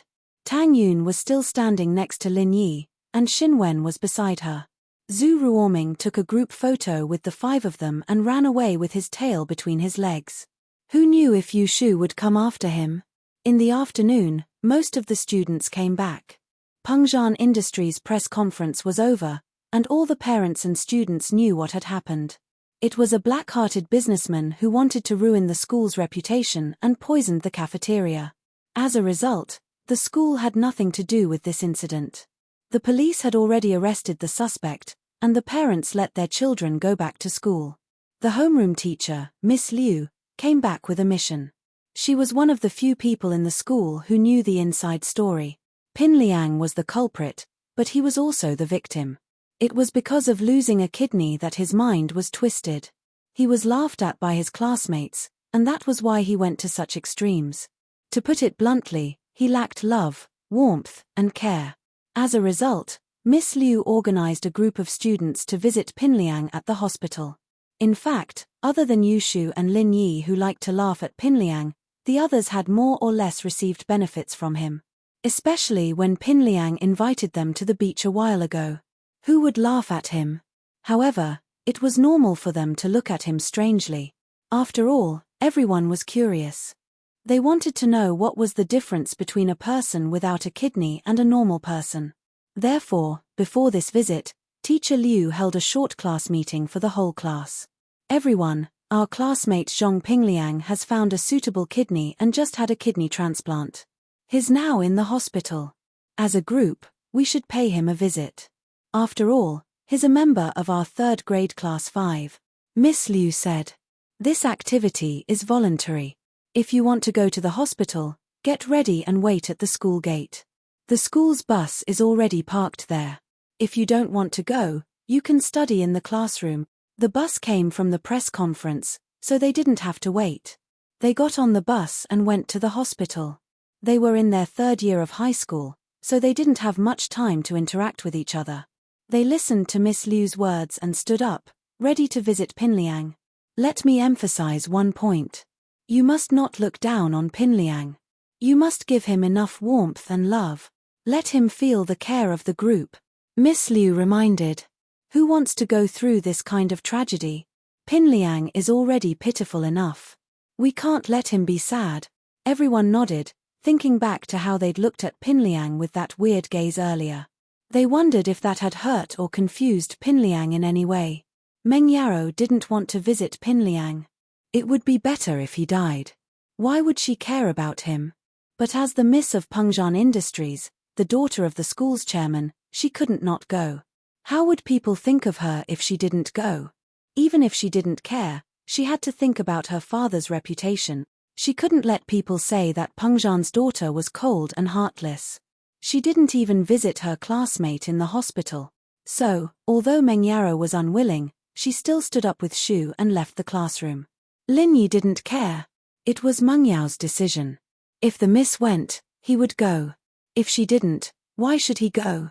This was the 2nd time the whole class came to visit Pin Liang. Fabai wasn't surprised when he received the call from Miss Liu. He knew that his plan had worked. His son had successfully deceived the police and the school's sympathy. He had turned the suspect into the victim. Pin Liang, you are getting more and more mature. You did well this time. It's a happy ending. Fabai hung up and praised his son. Your classmate is coming to the hospital to see you. He's on the way. Of course. How can a person grow without setbacks? I was too naive. I was played by Meng Yaro and Yushu. Pin Liang nodded. I won't be so stupid in the future. Ian, it's good that you can think it through. Fabai patted Pin Liang's shoulder. You're ready to give up on Meng Yaro, right? It's too early to say whether I'll give up or not. But when I soar into the sky, Meng Yaro will be my toy. Pin Liang laughed coldly. Since she never liked me and played me like a monkey, I won't let her go so easily. It's good that you have a goal, but don't act rashly. Fabai felt that it wasn't a bad thing to have something to motivate his son. Chapter 745. Whose kidney? Of course. Fabai agreed that his son should maintain a good relationship with Naipao. Heibao Bro was able to forcefully raise his strength to golden class early phase, and Naipao should be able to do the same after going through systematic training. He might even be the future hope of House Zhong. Right, how do you feel about your kidney? Do you feel any discomfort? Although your kidney is very compatible, there's no guarantee that there won't be any rejection. It's just pain. Other than pain, I don't feel anything else. Pin Liang shook his head. Wounds hurt too. Let's get a doctor to check it in a few days, Fabai said. Fabai said, Jian Wen's kidney trafficking company has been destroyed. I wonder how Lin Yi is doing. Who knows? I hope he's dead. Pin Liang really wanted Lin Yi to die. Fabai nodded. He had been staying with Pin Liang in the hospital for the past 2 days. He didn't go to Master Bing's place, so he didn't know how Lin Yi was doing. Intermittent footsteps could be heard from the corridor outside the ward. Pin Liang's classmates were here to see him. Zhong Fabai and Zhong Pingliang stopped their discussion as well. As expected, a knock came from outside the ward. Fabai stood up to open the door. Mr. Liu, thank you for bringing the whole class to visit Pin Liang. Thank you so much. It's Pin Liang's fortune to have good teachers and classmates like you. Fabai said gratefully as he knocked on the door, but before he could finish his sentence, his eyes landed on Lin Yi, who was standing beside Meng Yao. Fabai's eyes widened as if he had seen a ghost. Hey. You, Lin Yi. Oh. Uncle Zhong, you were looking for me? Lin Yi shrugged at Fabai. Naturally, he knew why he was surprised. From Fabai's perspective, he should be lying in the hospital like his son. It would be weird if Fabai didn't have this expression when he appeared here. You. Why are you here? Fabai lost his composure. He was a man of authority, but he still lost his composure. This was related to his son's kidney. Wasn't his son's kidney Lin Yi's? Whose did it belong to? Was Lin Yi's kidney removed or not? Oh, I was injured a few days ago, but I'm fine now. Lin Yi smiled. Fabai let out a sigh of relief when he heard Lin Yi's words. But then he thought about it again. Something was wrong. It had only been a few days since the kidney transplant. How could Lin Yi still be alive and kicking? It was completely illogical. Even if Lin Yi was a mystic class master, wasn't Uncle Zhu still lying in bed? Wait, he said that he was injured a few days ago. Could it be that he was injured by Uncle Zhu? When did you get hurt? Zhong Fabai asked subconsciously. Was he injured by Uncle Zhu? You don't know? Lin Yi asked back. Then Pin Liang. Fabai wanted to ask more, but he suddenly realized that Pin Liang's classmates were also here. He could only shut his mouth. He had a stomach full of questions. He could only invite Pin Liang's classmates and teacher in first. Otherwise, it would be bad if the police got suspicious. There were even police patrolling the corridor. Welcome to visit Pin Liang. Fabai suppressed his doubts and let Lin Yi and the others into the ward. Pin Liang was lying on his side on the bed. He was originally welcoming his teacher and classmates with a smile. He was about to say a few words of gratitude when he suddenly saw Lin Yi among them. He was stunned. Didn't Lin Yi's kidney get removed? He should be lying in the hospital now. How could he still come to visit him? How was it possible? Oh, Pin Liang classmate, I heard that you are now a healthy person with 2 kidneys. As long as it doesn't reject you, you will be the same as us. You don't have to worry about it. Yu Shu wanted to mock Pin Liang, but when she remembered what Professor Liu said before, she changed it to comfort him. However, this consolation sounded a little awkward. If it didn't reject him, then it would be the same. But what about rejection? Thank you. Pin Liang's mind wasn't on Yu Shu's sarcasm at all. Even if Yu Shu scolded his mother right now, he wouldn't feel much. At this moment, all his thoughts were on Lin Yi. Did Lin Yi give his kidney to him or not? If he didn't, then whose kidney did it belong to? Wouldn't that mean rejection? He suddenly remembered what Yu Shu said before. As long as it didn't reject him, then he would be the same as them. Was Yu Shu hinting at something? Pin Liang knew that Yu Shu and Lin Yi had a close relationship. Did Yu Shu know something then? Was she hinting at him that his kidney wasn't Lin Yi's? In other words, It wouldn't be a match, and there would be rejection soon. At that thought, Pinliang's mind went blank, and his eyes started to glaze over. The illusion from before was completely gone at this moment. He was delusional enough to think that he could become a golden class master after getting Lin Yi's kidney, but now it seemed like his kidney wouldn't be a match. Pinliang didn't know how he'd gotten through all this time. His classmates and teachers were trying to comfort him, but he didn't hear a single word they said. His mind was filled with thoughts of Lin Yi, his kidney, and Yu Shu's innuendo. His kidney wasn't Lin Yi's. Now it seemed like it was 80% true. Otherwise, Lin Yi wouldn't be so kind as to visit him after his kidney was removed. He might even kill him. But Lin Yi didn't do that, and he even came to visit him openly. Then wouldn't he be? Pinliang was still lying on the bed with a sluggish gaze after the teacher and students left. No one knew what he was thinking. The teacher and students thought that Pinliang was too weak after the surgery and didn't want to talk. They didn't think much of it and left the ward after a simple glance at him. Lin Yi looked at Pinliang meaningfully as he left. The kid's kidneys weren't showing any signs of rejection yet, were they? Zhang Febai frowned. Obviously, he also thought of this tragic possibility. His son's kidney wasn't Lin Yi's. Did he get the wrong kidney? But Jian Wen's kidney trafficking organization had been annihilated. It was impossible to find out who his son's kidney belonged to now. He didn't even know who to look for. Even if Jian Wen wasn't caught, he must have escaped, and he wouldn't be able to contact him. Zhang Febai sighed. Why was his son's life so hard? He finally got a kidney, and it still didn't match. Chapter 746. The couple Pinliang, don't panic. I'll go find the doctor now and ask them to do a full body checkup for you. Zhong Pinliang had completely lost his composure, and Febai naturally couldn't do the same. Otherwise, Zhong Pinliang would be even more anxious. Although he was panicking, he could only force himself to calm down. Maybe Jian Wen and the others mistook that person for Lin Yi. They can't just grab a random person and exchange their kidney with you, can they? A kidney is worth a lot of money. They wouldn't do something so strenuous and unrewarding. Pinliang calmed down a little after hearing his father's words.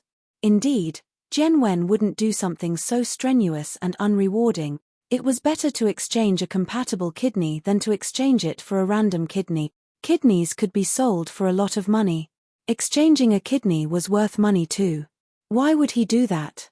The only possibility was that Jian Wen caught someone who looked similar to Lin Yi and mistook that person for Lin Yi, so he exchanged his kidney with him. Okay. Then let's do a checkup first. Pinliang nodded. Febai didn't dare to delay and went to find the doctor immediately. Pinliang's kidney transplant wasn't done by Songshan's first hospital, so they didn't have the relevant data. They wouldn't follow up on Pinliang's treatment and only did some routine post-surgery treatment. Febai was afraid that Pinliang's kidney would attract the attention of the police, so he didn't ask the doctor to follow up on Pinliang's treatment. He trusted Jian Wen a lot. If Jian Wen said that the kidney was a perfect match, then there shouldn't be any problem. Febai wanted to wait for Pinliang's body to recover a bit before giving him a full body checkup. But he couldn't care so much right now. Febai found Pinliang and pushed him out of the room for a full body checkup. At the same time, in another room in the hospital, as expected, Liu Buojia woke up in the afternoon, just as Lin Yi predicted. Even the doctors were amazed after seeing him. How was it possible for a person to wake up with a ventilator to sustain his life? His body's indicators had improved significantly. Other than some injuries, there were no other problems. Was this a miracle in the history of medicine? Ling Shan, however, didn't mention the treatment process. She only told the hospital that they'd invited a specialist to treat him, and that the details were confidential. The hospital couldn't do anything about it. If the police said it was confidential, then it was confidential. They could only cooperate with the police and arrange for Liu Buojia's follow-up treatment. This time, Liu Buojia wasn't as stubborn as before. Perhaps he knew that he didn't die, but he didn't know if he would have good fortune in the future. Everything depended on his choice. Liu Buojia didn't expect that the psychopathic murderer would be able to find him after he entered the hospital. Moreover, he snuck into the ward under the protection of the police and almost killed him. If he didn't die this time, It was hard to say whether he would die the next time. Liu Guojia knew how ruthless those people were. Although this psychopathic murderer didn't say anything, he was definitely sent by those people to silence him. There was no doubt about it. Since he was going to die either way, Liu Guojia might as well cooperate with the police. He knew that as long as he was alive, those people wouldn't let him go. He might as well sentence him to prison. It was safer. Liu Guojia's condition stabilized. Ling Shan and Yu Tian came in and sat not far from Liu Guojia's bed. Liu Guojia, you still don't want to say anything? Ling Shan looked at Guojia on the sickbed. She'd thought that he was the victim, but now it seemed that it was just an internal conflict. If you weren't lucky enough to meet a miracle doctor, do you think you'd still be alive? Ling Shan's words weren't polite, but there was no need to be polite to people like Liu Guojia. Not only did he cause Lin Yi to lose a lot of qi, but he also caused a lot of trouble and confusion for the police. After Liu Guojia woke up, he heard from the doctor about the time he was unconscious and the situation. He was completely relying on the ventilator to maintain his life. Once the ventilator was removed, he would die. All in all, the hospital couldn't do anything about his injury. The police invited an expert from somewhere to treat Liu Guojia, and that was how Liu Guojia was able to get out of danger. You guys, how much do you know? Liu Guojia asked with a bit of hope in his heart. He didn't know how much the police knew, so he could choose what he wanted to say. The tomb raiding organization codenamed Couple has been arrested. Chen Yutian didn't say that the two leaders of the couple were killed. Instead, he said that they were caught. This was to give Liu Guojia psychological pressure that the police had found evidence of his crimes. According to their confession, you are also one of the tomb robbers, and you are also involved in their next plan. This time, your family was killed because of the other tomb robbers, right? Liu Guojia didn't know that Chen Yutian was right. Yutian didn't say it in detail, but he basically said the truth. But the more he said it, the more Liu Guojia thought that the police already knew most of the situation. After all, the couple was arrested, and the police would be able to find out everything about him. Couple thief. What do they do? Tomb raiding. What does that have to do with me? Liu Guojia tried to ask. He didn't believe that the couple would give him up as soon as they were arrested. This didn't make sense. He didn't have any conflict of interest with them. There were rules in the tomb raiding business. If you went in and bit people, then you might attract revenge from your peers. Even if you went in, you still have family, right? If they couldn't get revenge on you, they would get revenge on your family. Therefore, after many grave robbers were caught, they would only confess to their own problems. As for the other grave robber organizations and their sales channels, they would not say much. Otherwise, their families outside might very well incur the wrath of others. Haha, you're thinking that it's unrealistic for the couple to only give you up, right? Ling Shan had been a police officer for many years, and she knew how to read people's expressions. She knew what Liu Guojia was thinking just by looking at his expression. Chapter 747. Chapter 0747. Seeing Lin Yi believed that even if the couple mentioned him, they wouldn't say too much. They couldn't even explain their own crimes, so why would they mention him? In fact, the couple didn't mention anyone else, but we found a work handbook from them. There are some clues in it. Chen Yutian smiled and passed a copy to Liu Guojia. Liu Guojia's face changed when he saw the copy of the notes Chen Yutian handed over. Liu Guojia's name was written on the copy of the notebook, and it was also stated that he was investigating the tomb with the grave robbers. Of course, these words alone weren't enough to serve as solid evidence. However, the key point was that Liu Guojia didn't know that the couple had been killed during their resistance. Therefore, as long as the police interrogated the couple about Liu Guojia, they wouldn't be able to hide anything. At this moment, Liu Guojia didn't plan to hide anymore. He couldn't hide it anymore, so he might as well tell them everything. The handbook is correct. The psychopathic murderer was probably hired by the Red Tower tomb robbers to kill me. Liu Guojia sighed. Red Tower grave robbers? This tomb was discovered by you, Red Tower grave robbers, and Old Hay? Chen Yutian asked. It shouldn't be said that it was discovered by us, but by Red Tower, Old Hay, and Red Tower. Liu Guojia shook his head. I'm just an expert. Because I know a little about the tomb's mechanisms and secret passages, Red Tower would always call me along when they do something. They would also give me some of the loot, so it can be said that we're working together. Why did they want to kill you this time? Chen Yutian asked. I've seen this tomb. It's very dangerous inside, and I don't have full confidence that I can open it. But based on my past experience, there must be treasures under the danger. I'm planning to study it carefully after I come back and find a way to open it. Liu Buojia said. This has nothing to do with killing them. Chen Yutian frowned. The people from the Red Tower think that I want to take it all for myself. In fact, I do have this thought.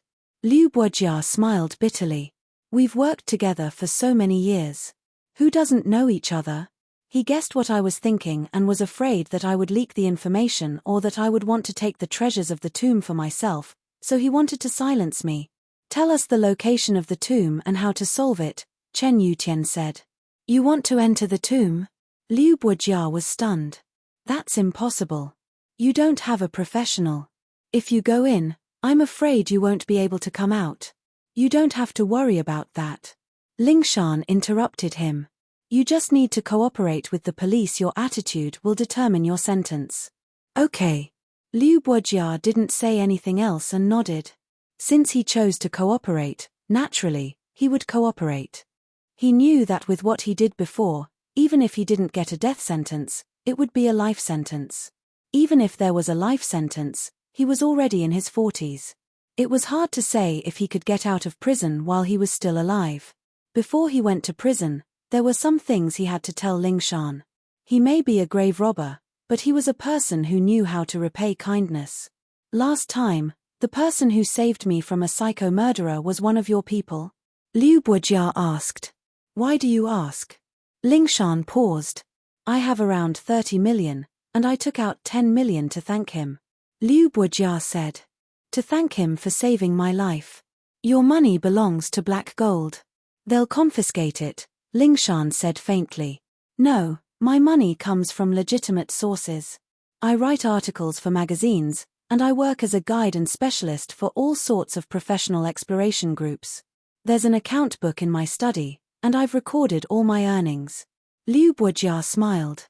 As for the antiques, I didn't sell any of them. They're all in the basement of my house. You'll know when you see them. Oh. Lingshan paused and nodded. If that's the case, the police will consider respecting your wishes. Also, I'll take out another 10 million to thank the doctor who saved my life today, Liu Buojia said. The last 10 million will be enough for me to live on if I can get out of prison while I'm still alive. My wife and kids are gone, and there's no need for that much money. I might as well give it to the people who helped me. If I'm sentenced to death, you guys can donate the remaining 10 million to the Archaeology Research Institute. It'll be my last wish as an archaeologist. Lingshan didn't think that Liu Buojia wasn't a sinner, but that he still had a kind heart and conscience. When she thought about it, the crimes he committed weren't completely heartless. The person who saved you that day and today is the same person. Lingshan didn't want to lie to Liu Buojia. Are you sure you want to give him the 20 million? The same person? Lingshan's words surprised Liu Buojia as well. He's a doctor. You can say yes, but you can also say no. Lingshan didn't answer the question directly. Can I see him? Liu Buojia pondered for a moment and suddenly asked. You want to see him? What's the matter? Lingshan was curious about Liu Buojia's request. He saved me, and I want to give him some benefits. Liu Buojia said. Can you help me contact him? What kind of benefits? Lingshan asked curiously. It doesn't have anything to do with my case, so I don't have to tell you. Liu Buojia was a bachelor as well. It didn't matter if he went in or not. All right, I'll contact him for you, but it's not up to me to decide whether or not you want to see him. Lingshan nodded. If this benefit was given to someone else, she might ask, but since Liu Buojia said he wanted to give something to Lin Yi, she didn't want to ask. She still wanted Lin Yi to get some benefits, or else Lin Yi would lose a lot of pure qi. Liu Buojia nodded. I'm tired, I need to rest. I'll give you the information when I recover. Lingshan and Yutian didn't stay long and left the room. Chapter 748. Give you some benefits. Perhaps he's thought things through after this life and death experience. Yu Tian said. People who've been through life and death are always different. Maybe. Ling Shan nodded as she dialed Lin Yi's number. Lin Yi had just finished visiting Pinliang when he got a call from Ling Shan. What's up? Liu Bujia woke up and wants to see you. Ling Shan said. Wants to see me? Why do you want to see me? Lin Yi couldn't understand why Bujia wanted to see him. He said he wanted to thank you and give you some benefits.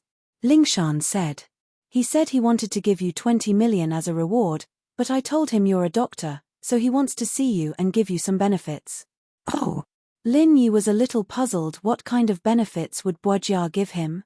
But since it was something good, Lin Yi had no reason to reject it. He'd saved him twice, and he didn't get anything in return. Is he still in the hospital? Yes, he's in the same room. Ling Shan said. Where are you? I'm at the hospital too. I'll go over now. Lin Yi said and hung up. After that, Lin Yi sent the Miss and Yushu a message, telling them that he had other things to do in the hospital and wouldn't be going back to school with the car. Yao Yao, why's Shield Bro so busy every day? Yushu felt that Lin Yi was busy every day, busy with all sorts of things. I'm not sure. Maybe he's not a follower at all, and it was just a coincidence that he appeared in the villa. Meng Yaro realized that she didn't understand Lin Yi at all. From a migrant worker to a mysterious master. Oh, then will he really leave in the future? Yushu was a little disappointed. Probably. We're all grown up now, and we need to learn how to protect ourselves. We shouldn't always trouble other people. Meng Yaro looked out the window at the direction Lin Yi disappeared in, a little sad. But I don't want to grow up, Yaro Yao. Yushu shook her head. You have to think about it even if you don't want to. You're not young anymore. Meng Yaro pinched Yushu's cheeks. See, you won't cry even if I pinch you, so you're not a kid anymore. Woo! I'm crying. Yushu started crying. Meng Yaro ignored her and turned away, deep in thought. Lin Yi saw Ling Shan and Yu Tian outside Bujia's room. Lin Yi. Ling Shan walked over to Lin Yi. You're here? Liu Bujia said he wanted to rest for a while. I'll go check on him. No need, I'll just go in. Lin Yi shook his head. Rest. Liu Bujia had rested for so many days, so he must be very energetic now. Ling Shan didn't say anything after hearing what Lin Yi said. Since Lin Yi did this, he must have his reasons. Lin Yi pushed the door open and entered Bujia's room. As expected, Bujia wasn't resting. Instead, he was scribbling something on a piece of paper. He froze when he saw Lin Yi. Who are you? You're looking for me. Lin Yi didn't answer Bujia's question. You're the person who saved me twice. Bujia wasn't stupid. He immediately guessed Lin Yi's identity. Lin Yi nodded. That's me. I'm a person who knows how to repay favors. Liu Bujia nodded, not suspecting Lin Yi's identity. Although Lin Yi looked a little too young, Liu Bujia had always relied on his skills to make a living. He knew that age doesn't determine one's ambition. Since Lin Yi was able to appear here, it meant that he had the police's permission. Who else could it be if not the person who saved him? I don't like to save people for free, Lin Yi shrugged. If it wasn't for Ling Shan, I wouldn't have come to save you. Nice. Bujia smiled. That's good. I like it. What do you want to give me? 20 million? Lin Yi looked at Bujia and asked faintly. You probably won't be interested in that. With your medical skills, you can earn 20 million no matter what. Bujia waved his hand. Liu Bujia waved his hand. He escaped from death this time, and the hospital couldn't do anything about it. Lin Yi cured him, and with his medical skills, Lin Yi wouldn't be short of money. Lin Yi smiled and didn't say anything. Did the police tell you who I am? Bujia asked. No, I didn't ask. Lin Yi shook his head. I'm an archaeologist, as well as a tomb raider. Bujia briefly introduced himself before continuing. According to the ancient books I've read, this tomb near Songshan might very well be the tomb of Zhongliju, the medicine saint of the people. You're a doctor, and there might be something you need in this tomb. Oh, you want me to dig a tomb? Lin Yi blinked. Zhongliju. Lin Yi seemed to have seen this name in one of the old man's books. The police might want to go. With your relationship with the police, you can go as well. Bourgeois passed a document to Lin Yi. This is the location of the tomb's mechanisms that I've deduced. It's not comprehensive, but it'll help you. Why don't you give it to the police? Lin Yi asked after taking a look. This has nothing to do with my case. I'll tell you if I want to, and I won't, Bourgeois smiled. Thank you. Lin Yi took the document. He didn't doubt Bourgeois' words because Bourgeois didn't look like he was talking. According to Lin Yi's observation, what he said should be true. Besides, there was no need for him to lie. We don't owe each other anymore. As for the 20 million, if you want it, then take it. If you don't want it, then donate it for me. It doesn't matter where you donate it to. It's already your money, Bourgeois smiled and closed his eyes. Lin Yi put the documents on his body and left the room. Ling Shan and Yu Tian were waiting at the door. Ling Shan wanted to say something when she saw Lin Yi come out. I'll be leaving if there's nothing else. Lin Yi looked at Ling Shan. He knew that she wanted to ask what Bourgeois gave him, but Lin Yi didn't tell her. Okay. Ling Shan was curious, but she felt that she shouldn't know that much. What if Bourgeois gave Lin Yi something that went against her principles? Should she do something? Ling Shan felt a headache. Chapter 749. Trouble again. Ling Shan? Yu Tian saw Ling Shan staring blankly at Lin Yi's back, feeling bitter. Chem? Ling Shan paused, coming back to her senses. What's wrong? Nothing, Mr. Lin's already gone. Yu Tian smiled. Ah, I understand. Ling Shan sighed. I'll go back to the police station first. You staying here? I'll stay here. Yu Tian sighed. I don't know if the Red Tower tomb robbers will send more people after Liu Bourgeois. I've already contacted the local police, and they'll send people to help me.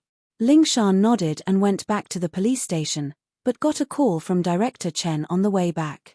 The contents of the call, on the other hand, made Ling Shan very depressed. Today, the city leader was secretly investigating the price of food in the market, but his phone and wallet were stolen by thief. This thief had reached a certain level of arrogance. Logically speaking, it wasn't the criminal police's turn to deal with thieves, the local police stations would deal with it. But this time, the city's leaders were alerted, and Chief Chen also pointed out that the thieves in Songshan had formed a group of thieves, carrying out organized and disciplined criminal activities. This needed the criminal police to investigate and deal with. There was no deadline given, but it was a case that the city leader was supervising. How could they not solve it as soon as possible? Ling Shan felt that she was so unlucky. She hadn't even dealt with one problem, and this one was coming. There was no end to this. She was the new captain of the criminal police, and she didn't even see this many cases when she was the vice captain. This group of thieves had been formed for a long time, too. Why did they have to deal with them now? But Director Chen had said it himself, so what else could she do? She could only carry out the order unconditionally. However, this thief group had very strict organizational discipline. It was impossible to hurt the entire thief group by simply catching a few thieves. It might even alert the enemy. Ling Shan drove the car, depressed, thinking about how to deal with this group. She thought about it for a long time, but still couldn't come up with anything. The normal thieves were all dealt with by the police station, and they didn't have records with the criminal police. Ling Shan couldn't think of anything right now, so she could only go back and organize the information. Subconsciously, Ling Shan took out her phone, but smiled bitterly when she took it out. How did I become dependent on him? You want to call Lin Yi whenever you're in trouble? In the past, she'd only call Lin Yi if there was something she couldn't handle, but now, no matter what happened, the first person she thought of was Lin Yi. Forget it, I'll just fight my way over and try it out. Ling Shan's thinking was simple. Asking was better than not asking at all. Troubling Lin Yi had become a habit anyways, and she felt like she owed him a lot of favors. She didn't feel pressured anymore. Lin Yi got a call from Ling Shan not long after he left the hospital. What is it now? Lin Yi picked up, wondering why Ling Shan was calling him again so soon. Lin Yi, do you know anyone from the thief group? Ling Shan asked, hoping to give it a try. Thief group? No. Lin Yi said straightforwardly. It was an answer Lingshan had expected, but she was still a little disappointed. You really don't know? Lingshan didn't want to give up. She felt that Lin Yi was omnipotent, and whenever she asked him for help, he'd always solve the problem perfectly. Nope, why would I know them? Lin Yi was getting impatient. Is there something you need? Yes. You're a good person, don't get angry. Lingshan jumped, and her voice became soft and pitiful. Then can you help Miss Silly keep an eye out for them? It's a thief group.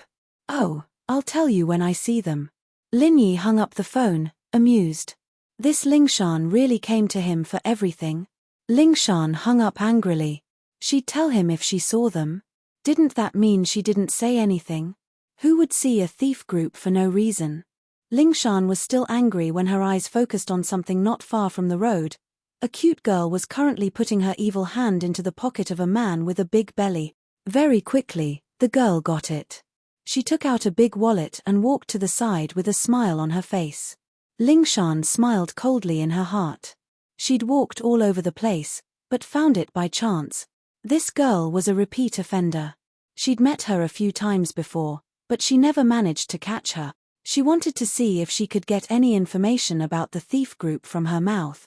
Lingshan stopped the car by the roadside and got out, slowly approaching the girl. Xiaoke was in a really good mood today. She saw a rich and heartless fatty get out of the BMW and kick the little girl to the curb because a little girl selling flowers blocked his way. He ignored the little girl's cries and left after parking the car. The passers-by were angry but didn't dare say anything, so Xiaoke locked her target on this rich and heartless fatty. The fatty's alertness was really bad, and Xiaoke got him easily. She opened the wallet and saw that he had quite a lot of money. He counted and found that it was about 7 or 8,000 yuan. Xiaoke didn't expect her luck to be this good. She'd run into so many fat sheep these 2 days. Although she met a strong person yesterday who stole her money, she was still very lucky. However, as happy as she was, she didn't let her guard down. What happened with Lin Yi yesterday reminded her that she couldn't let her guard down. So, when Lingshan approached, Xiaoke sensed it. Xiaoke casually put the money into her own wallet and threw the wallet into the trash can. Just when Lingshan was about to get close to her, Xiaoke turned and ran. Xiaoke, stop right there. Lingshan was about to explode. She thought that she could catch Xiaoke when she wasn't paying attention, but she didn't expect Xiaoke to be so vigilant. She ran away the moment she got close. Bye, Lingshan sis. Xiaoke turned around and made a face before disappearing at the end of the street. Lingshan didn't chase after her because she wouldn't be able to catch up even if she did. She chased her twice before, and she still couldn't catch Xiaoke. Xiaoke, just you wait. Lingshan stared at the direction Xiaoke disappeared in, not angry at all. Chapter 750. Zhong Pingliang's tragedy in the hospital. Zhong Pingliang's medical report came out very quickly. The results shocked Fabai and Zhong Pingliang. The kidney showed signs of rejection and necrosis. It had to be removed as soon as possible. The kidney is damaged. Zhong Pingliang looked at the report in disbelief. Fabai, on the other hand, was smoking and pacing back and forth in the ward. This was the worst result. Although he had expected it, he still had some hope when he expected it. But now, there was no hope at all. Fuck, Jianwen my ass. He tricked me. Zhong Pingliang was so angry that he threw the pillow on the bed to the floor. Pingliang, don't be rash. You are still a patient. Don't get angry. Fabai was also very angry. This Jianwen, if you didn't want to replace Pingliang's kidney, then why did you have to replace it with someone who was not a match? Of course, Fabai didn't believe that Jianwen didn't know about it. In the doctor's words, 2 days of rejection meant that the kidney wasn't a match at all. Didn't they do a matching test? Dad, what should I do? The kidney I just replaced is damaged. Zhong Pingliang was in despair. I thought I would be a normal person in the future, but now, no matter what, we should listen to the doctor and remove this kidney.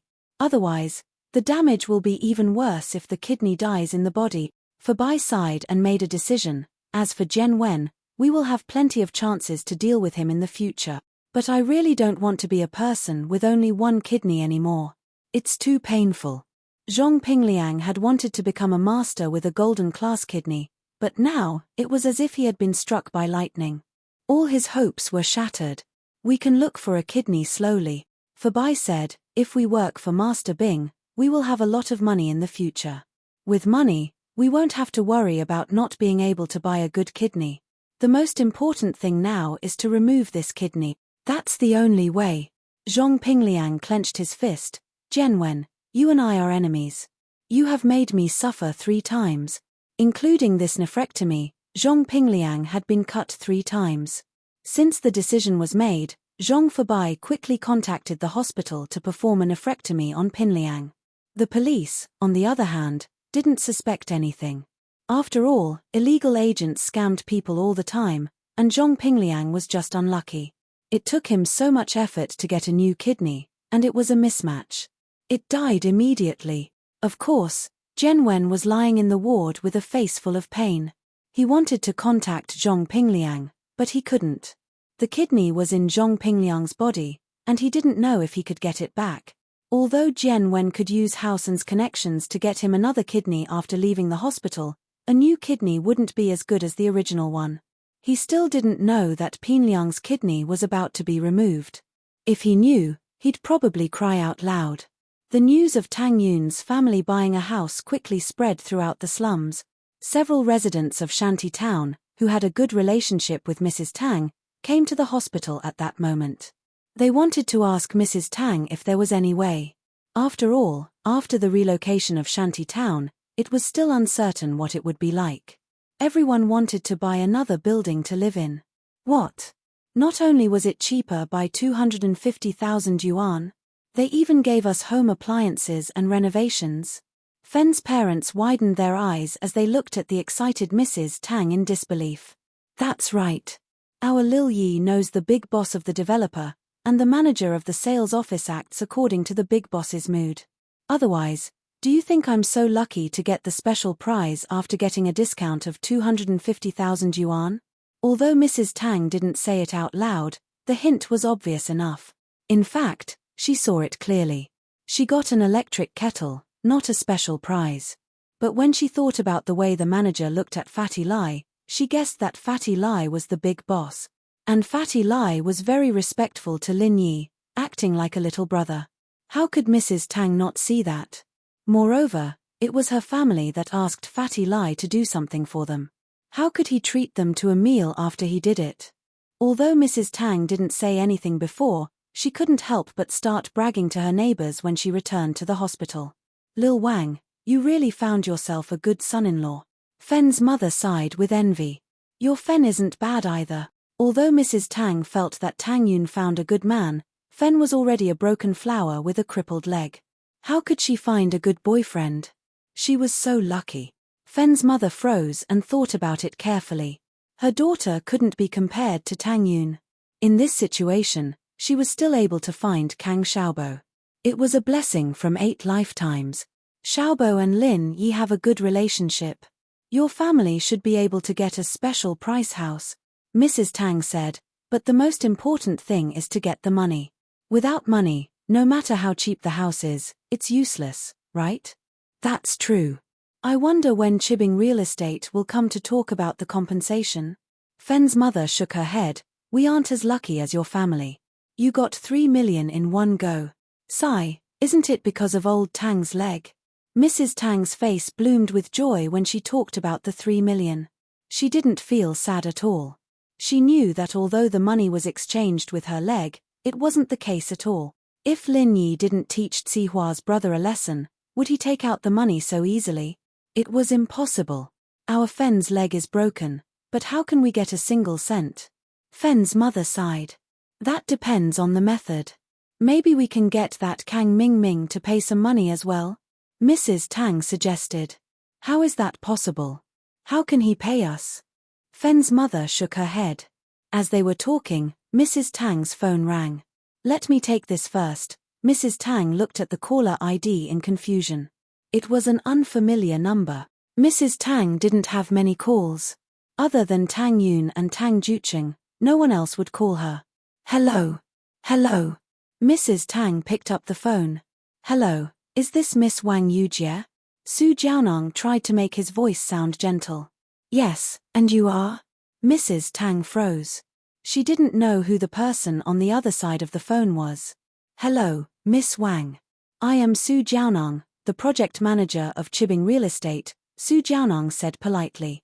Chapter 751. Compensation for demolition. Although Mrs. Tang knew how powerful Lin Yi was, she was still afraid of the people from Chibing Real Estate. Those people were like the mafia, overbearing. If it wasn't for Lin Yi's protection, she wouldn't dare to come into contact with them.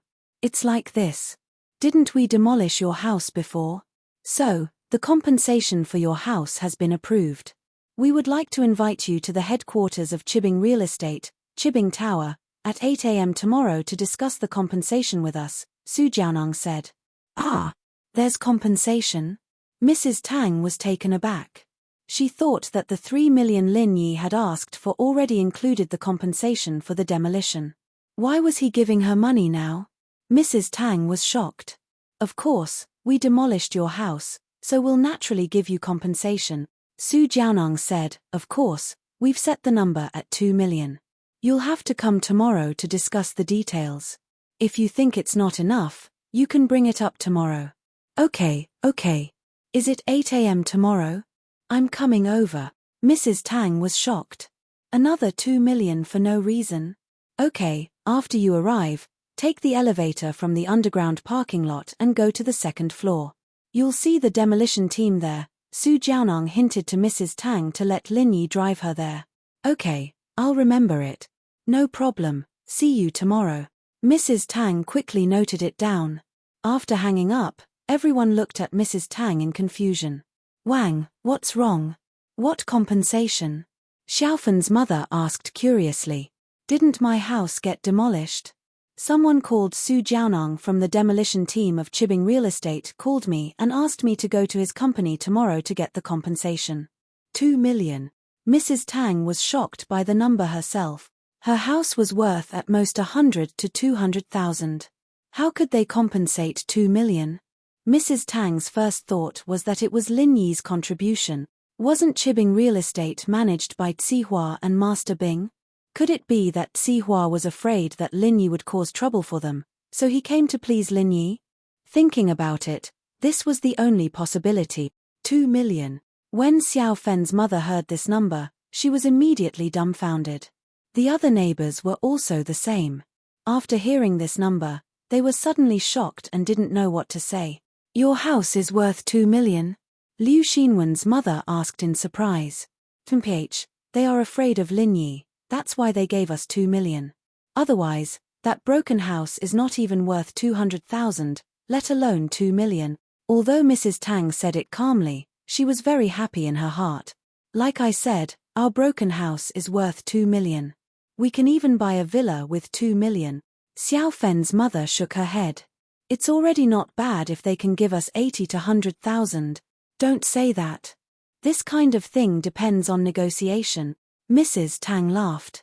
Xiaofen's mother and Liu Xinwen's mother sighed. Negotiation? Our family doesn't have a powerful figure like Lin Yi, so where would we go to negotiate? Will they negotiate with us?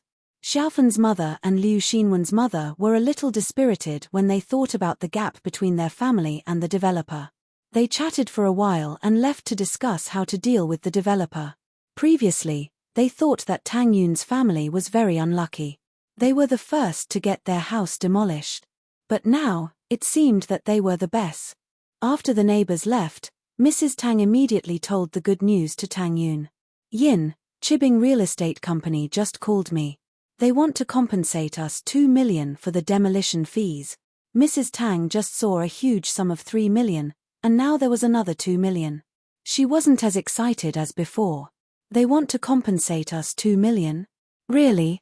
Tang Yun didn't believe it. Didn't they just compensate us 3 million? Why do they want to compensate us 2 million today? I don't know. Maybe they are afraid of Lin Yi. They want to spend money to please Lin Yi and are afraid that Lin Yi will cause trouble for them again. Mrs. Tang guessed, yesterday, that Li Tsihua was quite afraid of Lin Yi, right? Please. There's no need for that, right? Tang Yun heard her mother's words and became suspicious, Although he is afraid of Lin Yi didn't say anything. There's no reason for them to give us money on their own, right? This doesn't make sense, right? Doesn't make sense. How is it not reasonable? Isn't it good that they are giving us money? Mrs. Tang felt that Tang Yun was being too careful. It's not that it's not good, but why would they give us money? Mom, I think there's something wrong with this. Tang Yun felt that something was wrong. Why would Li Zihua give them money on his own initiative? When Lin Yi asked for 3 million, he was unwilling to give it to him. Why would he give it to them on his own initiative now? Won't we know tomorrow whether there's a problem or not? Mrs. Tang didn't care. Tomorrow at 8 in the morning, they want us to go to the second floor of Chibing skyscraper to collect the compensation. Can you ask Lin Yi if he is free and ask him to go with us? Oh. Tang Yun wanted to ask Zihua what he was up to, but Zihua didn't seem to care. He gave them 3 million before, and now he gave them 2 million. Lin Yi received Tang Yun's call on the way to school. When he heard from Tang Yun that Chibing Real Estate wanted them to go to Chibing skyscraper to collect the compensation tomorrow, Lin Yi was stunned. The Chibing skyscraper is finished already? Tang Yun thought that Lin Yi would be curious about the compensation, but she didn't expect Lin Yi to ask such a question. She couldn't help but be amused by Lin Yi. Why? Do you want to demolish it again? Oh, I'll demolish it again if you piss me off again. Lin Yi smiled. His skyscraper collapsed and he still wants to give you money. Are you retarded? I think so too. Do you think there's a problem here? Tang Yun had been worried about this problem. Ha! Aren't we idiots if we don't take the money? Lin Yi didn't think there was a problem. Since they are giving us money, I'll go with you tomorrow. But Tang Yun still felt that something was wrong. Even if there is a problem, what can we do? I'm here, what are you afraid of? Lin Yi was clear that even if Li Zihua and Zhao Chibing wanted to do something, what could they do? His strength had completely recovered, and it was impossible for them to make him stay. Tang Yun heard Lin Yi's words and nodded. Yes, with Lin Yi here, what was there to worry about? Chapter 752. House you came. After ending the call with Lin Yi, Tang Yun sent a message to her mother, telling her that Lin Yi would accompany her to Chibing Building to get the compensation. Mrs. Tang was relieved when she heard that Lin Yi would be accompanying her. Zihua was so afraid of Lin Yi, so she believed that he would be able to get more compensation tomorrow. From Su Jiaonang's tone, it seemed like the compensation could be increased. Lin Yi didn't think much about it. When he returned to school, he was relieved to see Miss and Yushu in the classroom. Lin Yi felt that these were troubled times and he should be more careful. Lin Yi's feeling was right. At this moment, in the office of Miracle Dr. Guan's medical company, Fatty Lai's office, there was an uninvited guest. Although the products of Miracle Dr. Guan's medical company hadn't officially entered the market yet, the company was already starting to take shape. It was completely reformed from the previous trading company, and only a few new departments were added. This was a piece of cake for Fatty Lai, a veteran in the business world. After Fatty Lai accompanied Lin Yi and Tang Yun to buy a house, he returned to Miracle Dr. Guan's medical company. He used the poisoning incident of Songshan's first school to make a name for Miracle Dr. Guan's medical company. Fatty Lai wanted to follow up and release his company's first product, Miracle Dr. Guan's injury medicine, into the market. Fatty Lai was preparing a marketing plan and wanted to have a meeting with the higher-ups of the company. But when he returned to the company, his secretary called. Boss Lai, there is a client who wants to see you. He said that he is from Yangjing and wants to discuss a collaboration with our company. The secretary said, do you think, I'm already back at the company, where is he? Fatty Lai was startled. His company's products weren't even released into the market and someone wanted to discuss a collaboration. However, in this period of time, Miracle Dr. Guan's medical company's name was very well known. They also shone in the auctions in Yangjing. If this customer came from Yangjing, then it was possible. In the VIP client room next to the general manager's office, the secretary lowered his voice. Director Lai, this client looks very young. Age isn't a symbol of strength. I'll take a look first. Fatty Lai thought to himself. Wasn't Lin Yi young as well? But his strength was quite formidable. Fatty Lai entered the company, and all the employees greeted him. Although the company was called Miracle Dr. Guan Medical Company, the employees knew that Fatty Lai was the one in charge of the daily management, so they respected him. Fatty Lai took the elevator up and went straight to the VIP room without stopping. This was the first client he was going to work with, so Fatty Lai had to pay attention to it. The secretary saw Fatty Lai enter the VIP room and quickly stood up to welcome him. "Chairman Lai, you're here. This is the client from Yangjing, Mr. Yu, Mr. Rain." Fatty Lai's eyes narrowed. His surname was Yu. Could it be someone from House Yu of Yangjing? House Yu wanted to work with him. Fatty Lai nodded and said to the secretary, "Okay, I got it. You can go do what you need to do." "Yes, Mr. Lai." The secretary placed the tea in front of Fatty Lai and Mr. Yu and left the meeting room. "Chairman Lai, right?" The young man with the surname Yu seemed to be arrogant. He didn't stand up but looked at Lai Chang'e indifferently. "Let me introduce myself. I'm Yu Kuan. This is my name card." Yu Kuan took out his name card and passed it to Fatty Lai. Fatty Lai didn't mind Yu Kuan's arrogance. He was a businessman, so he didn't show his emotions on his face. He still smiled as he took Yu Kuan's name card. He looked at the content: House Yu Business, General Manager Assistant Yu Kuan. House Yu Business? Fatty Lai didn't doubt it anymore. This Yu Kuan really came from House Yu. As such, it was normal for him to be a little arrogant. People from House Yu, the head of the 4 big houses and 5 small houses. People who came from there would definitely have a sense of superiority in their hearts. "Hello, Assistant Yu Kuan." Fatty Lai smiled and shook Yu Kuan's hand. He was laughing coldly in his heart. "You don't have to act all high and mighty in front of me. Sooner or later, your House Yu will come and carry my shoes for my boss. When that time comes, you'll have to get permission from me as your follower. I don't believe that no matter how powerful your House Yu is, you're all immortal monsters and won't die of old age. As long as you're sick and others can't cure you, you'll have to beg me if you want to live."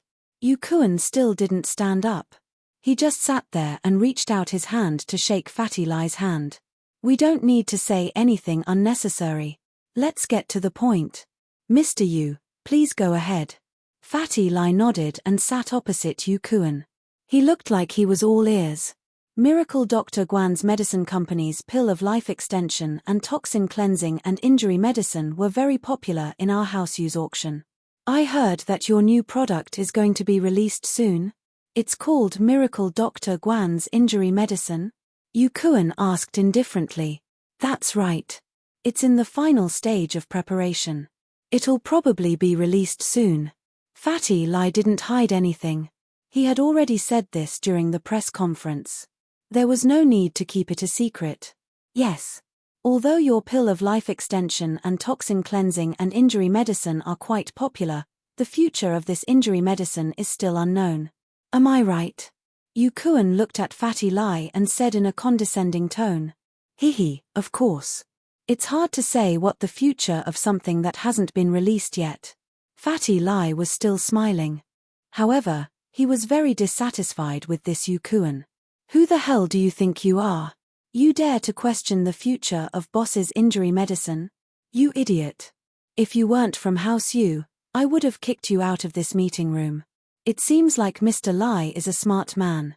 This time, I'm representing House Yu to give your Miracle Dr. Guan's medicine company a benefit." Yu Kuan looked at Fatty Lai indifferently. "However, before that, Mr. Lai must answer a few of my questions truthfully." "Oh, what questions?" Fatty Lai was getting more and more annoyed. Was this Yu Kuan retarded? Giving him a benefit? With his attitude, what benefit could he get? Why did House Yu send an idiot over? Chapter 753. For the map. Besides, if Yu Kuan's negotiation partner wasn't Fatty Lai, but someone like House Kang, who was eager to become a noble house, then no matter what Yu Kuan's attitude was, the other party would be grateful to him. This was House Yu's prestige, and it was also the pride of House Yu. So, from House Yu's point of view, Yu Kuan's attitude wasn't inappropriate at all. House Yu talking to someone else was a form of charity, a form of grace, but this time, They were looking for the wrong person. In Fatty Lai's heart, Lin Yi was the supreme being. House Yu was nothing in front of Lin Yi. House Yu was powerful. Then why did you buy our pill of life extension and toxin cleansing? The question is simple. Mr. Lai once bought a broken piece of the map in our House Yu's auction. May I know why Mr. Lai bought this piece of the map? Yu Kuan went straight to the point. He didn't think that Fatty Lai would hide anything in front of House Yu. If he was able to participate in House Yu's auction, then he must know House Yu's background. Who would dare go against House Yu? Map? What map?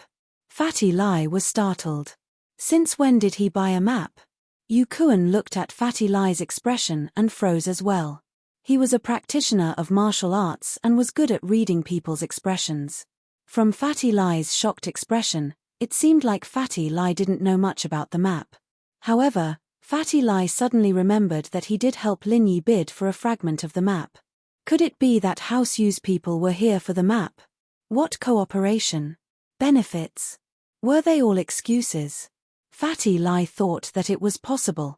It was obvious that Yu Kuan came with a purpose, and that purpose was the map fragment. What kind of secret was hidden in the map? Mr. Lai, are you forgetful? Yu Kuan looked at Fatty Lai mockingly. You bought a map from the auction. How could you not remember? I remember. Fatty Lai knew he couldn't hide it anymore, so he admitted it.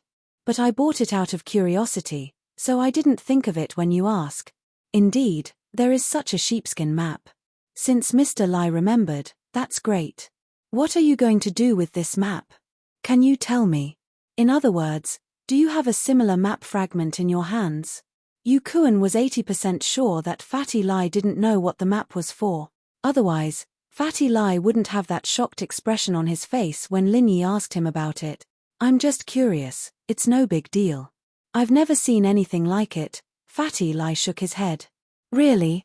Obviously, Yu Kuan didn't trust Fatty Lai's words.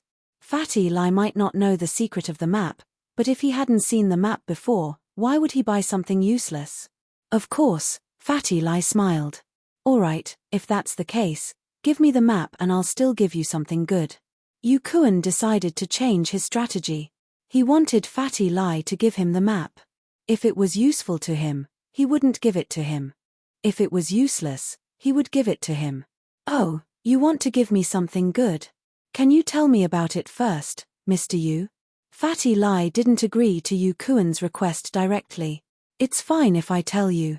As long as you give me the map, House Yu will be the sole distributor of Miracle Dr. Guan's medical company, Yu Kuan said faintly.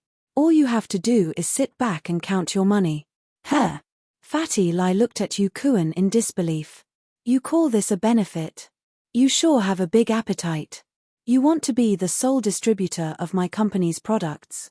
Are you an idiot or am I an idiot?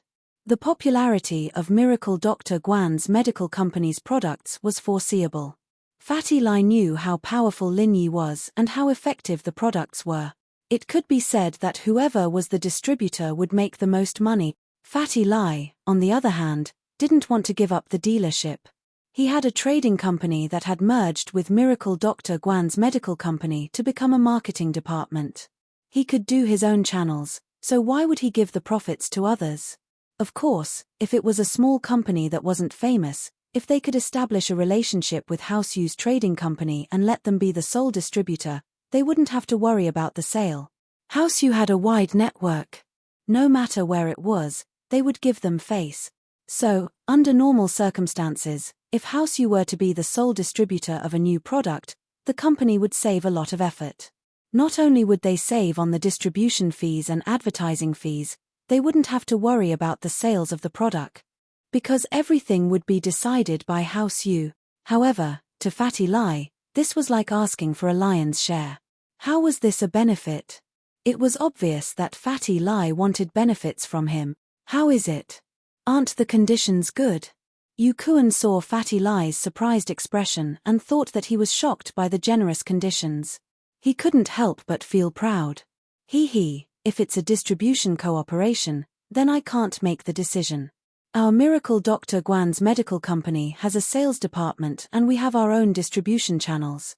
Fatty Lai smiled apologetically, But, if House Yu's trading company wants to order some injury medicine in bulk, we can give you a good price. What do you mean? Yu Kuan's face darkened immediately. He didn't expect Fatty Lai to reject him.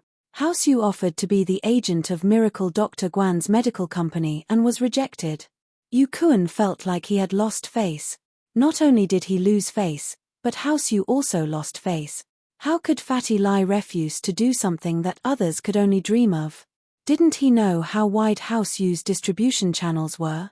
A new product that hadn't even entered the market, and he wanted to create his own distribution channels? The market was now under the control of Dr. Kang's golden creation. How could a new brand like you want to create your own?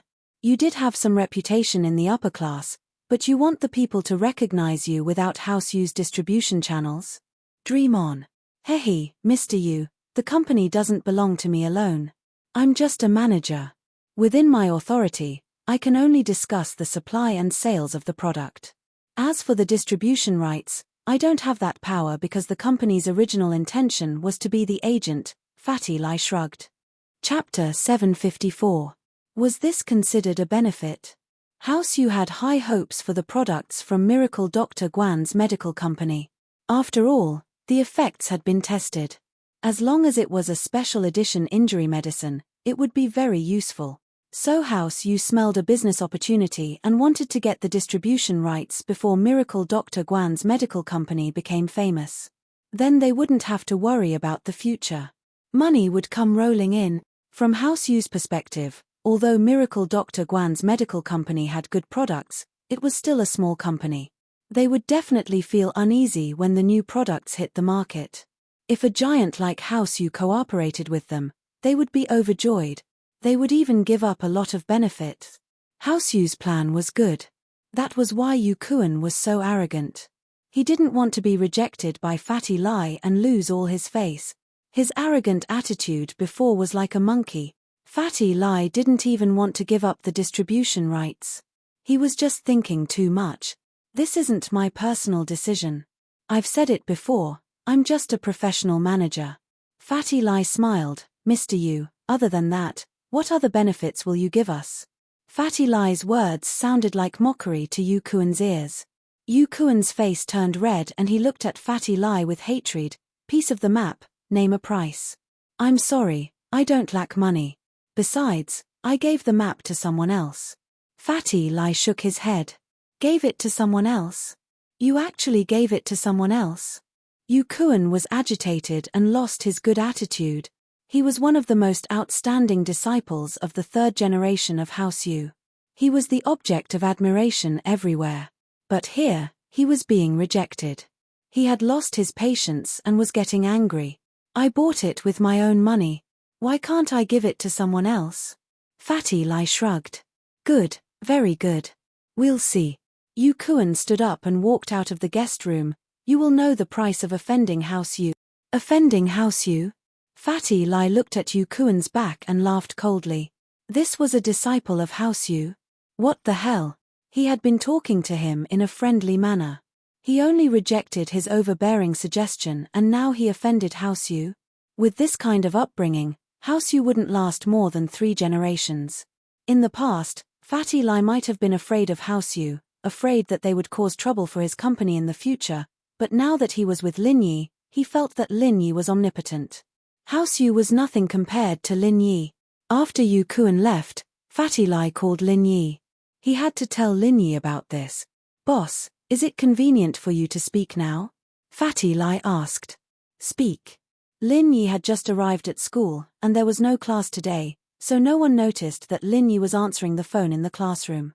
Just now, House Yu sent someone over. Fatty Lai said, it's a young man called Yu Kuan. He looks like he's in his 20s. House Yu. Yu Kuan? What are they here for? Hearing the 2 words House Yu, Lin Yi took a deep breath. They're here to ask about the fragment of the map that you bought at House Yu's auction. Fatty Lai said, they asked me if I know what it's used for and if I've seen similar fragments. Oh? Could it be that they purposely took out the fragment of the map from the auction? Lin Yi suddenly thought of the young man who followed him that night. His martial arts weren't weak. At first, he thought that he was sent by House Kang, but now that he thought about it, House Kang didn't have any masters. To be able to order a golden class master around, who else other than the aristocratic families could do it? Could it be that he was also from House Yu? Did he follow them for the fragment of the map as well? That's possible. Fatty Lai nodded, otherwise, he wouldn't have tried to buy the fragment of the map from me. If they wanted it, they could have gotten it at the auction. They wouldn't have to go through so much trouble. Ha! Lin Yi smiled faintly. The fragment of the map seemed to be a treasure. Lin Yi put it in his drawer because he didn't know what it was used for, so he didn't take it out to study it. Now, House Yu was treating it as a treasure. Could it be that they knew the secret of the map? Also, the funny thing is that this Yukuan kept saying that he wanted to give us a benefit. The benefit he was talking about was the distribution rights of our company's products. That's ridiculous. You call that a benefit? He just wants a benefit, right? Fatty Lai said sarcastically. If it was some other small company, they might treat it as a benefit. Lin Yi smiled faintly and reminded, House Yu has a lot of masters. Take care of your own safety. Don't fight them head on. Of course, I know. I've always been humble. It's just that Yukuan is too arrogant. Fatty Lai shook his head. Did he leave just like that? He didn't say anything else. Lin Yi didn't believe that House Yu would give up just like that. If they really came for the map, they would definitely do something. He said that I'll wait and see. He wants me to know the price of offending House Yu. Fatty Lai said. I got it. Lin Yi's lips curved slightly. House Yu, it doesn't matter if you're a hidden house or a huge force. You better not mess with me. Otherwise, no one will look good in the end. Lin Yi hung up the phone. He didn't mind. Since House Yu wouldn't give up, he would just have to wait for them to come to him. After hanging up, Lin Yi looked at the message on his phone. There was a message when he picked up the phone. My daddy wants to treat you to dinner tonight. The message was from Miss Chu Pengzhan wanted to treat him to dinner. Lin Yi thought that it was probably because he saved Meng Yarrow yesterday. Since Chu Pengzhan wanted to treat him, Lin Yi naturally wouldn't reject it. He replied, okay, I got it. The young mistress received the message. She lowered her head and glanced at it, but she didn't reply. Lin Yi felt that after what happened yesterday, Mrs. attitude towards him seemed to have changed. She wasn't like before, always looking for trouble with him. Their relationship seemed to have calmed down a little. But, it seemed to be a little distant.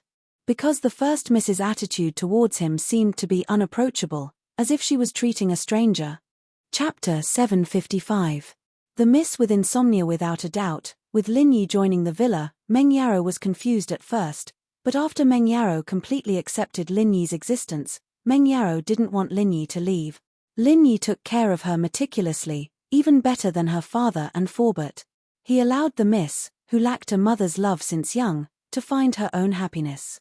She even wanted to let Lin Yi stay in the villa for the rest of his life, taking care of her and Shu. But Meng Yarrow knew that it was impossible. There was still Tang Yun in the middle, and this was the reason why the Miss hated Tang Yun so much. She didn't think that she hated Tang Yun because she liked Lin Yi, but because Tang Yun took away the happiness that was supposed to belong to her. If Lin Yi left, who would care for her?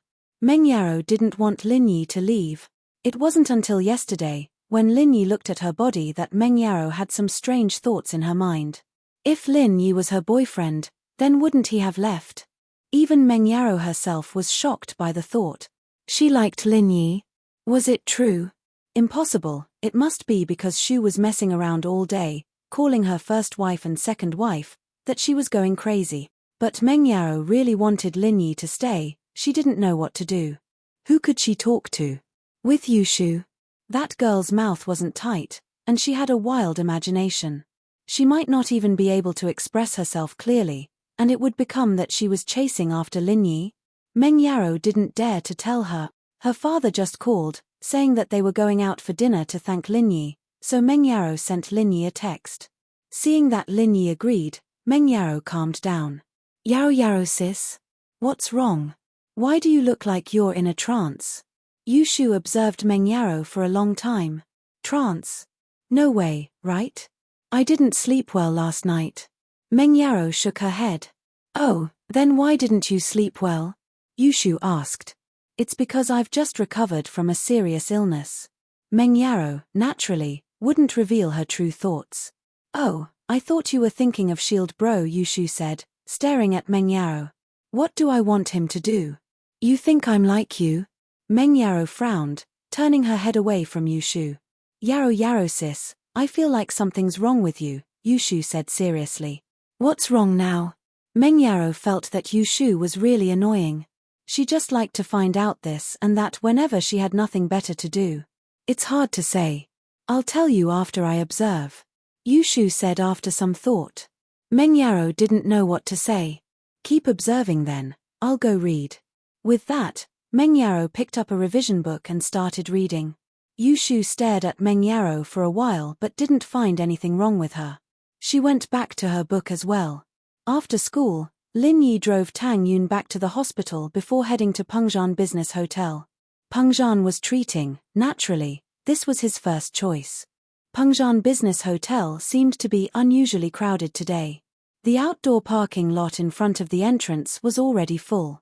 Lin Yi had no choice but to drive to the underground parking lot. The underground parking lot was a membership system. Only guests with Pengzhan Business Hotel's membership card could park there. When the manager of the parking lot saw Lin Yi driving a broken van with a diamond card, he was shocked. Was this the dirty hobby of rich people? Lin Yi didn't care about the expression on the manager's face. In fact, Lin Yi didn't have to drive this broken van to show off. It was just that there was a car that Lin Yi couldn't be bothered to change. If this car broke down or got lost, Lin Yi would just change to another one. The elevator in the parking lot went straight to the private room upstairs. It was the same room that Pengzhan treated him to last time. Lin Yi knocked on the door. Soon, Forbert opened the door and saw Lin Yi. Mr. Lin, you're here. Forbert's attitude towards Lin Yi changed from normal to sincere respect. This was because of his understanding of Lin Yi's strength. Lin Yi fought Uncle Zhu to a draw, and Uncle Zhu was lying on the bed right now. Lin Yi, on the other hand, acted as if nothing had happened. People with strength would always be respected by others. Forbert was a golden-class physical practitioner. He was naturally respectful towards a mystic-class spiritual practitioner like Lin Yi. This had nothing to do with Pengzhan. It was just his personal respect towards Lin Yi. Forbert, am I late? Sorry to keep everyone waiting. Lin Yi smiled as he walked into the room. Oh, Shield Bro is here. Can I start eating now? Yushu obviously couldn't wait any longer. She looked at the dishes on the table with saliva dripping from her mouth. Shoo. Meng Yarrow glared at Yushu. Don't be rude. Why do you look like a starving ghost? Be careful that you won't be able to find a husband in the future. Oh, I can if you can find one. Yushu didn't care at all. Meng Yarrow was speechless. Lin Yi, come sit. Pengzhan stood up from his seat and walked towards Lin Yi. Pengzhan was very confident in Lin Yi's ability. His daughter was safe this time, and the school's problem was solved perfectly. Lin Yi was the main reason. Ah, Uncle Chu, you're welcome. Lin Yi quickly made a gesture of invitation. Uncle Chu, please sit. Pengzhan was Lin Yi's elder. Lin Yi, naturally, wouldn't be rude. Meng Yarrow saw that her dad stood up, and it wasn't nice for her to sit either. She held Shu's hand and stood up. Lin Yi, thank you for yesterday. Oh, Yarrow sis, you're welcome. We're family, right? You're Shield Bro's first wife. Of course Shield Bro has to save you, or he won't have a wife anymore. Yushu mumbled with a bun stuffed in her mouth. Shu, what nonsense are you talking about? Meng Yarrow was pissed. A bun can't stop your mouth. Come, have another one. Meng Yarrow picked up a bun and forced it into Yushu's mouth.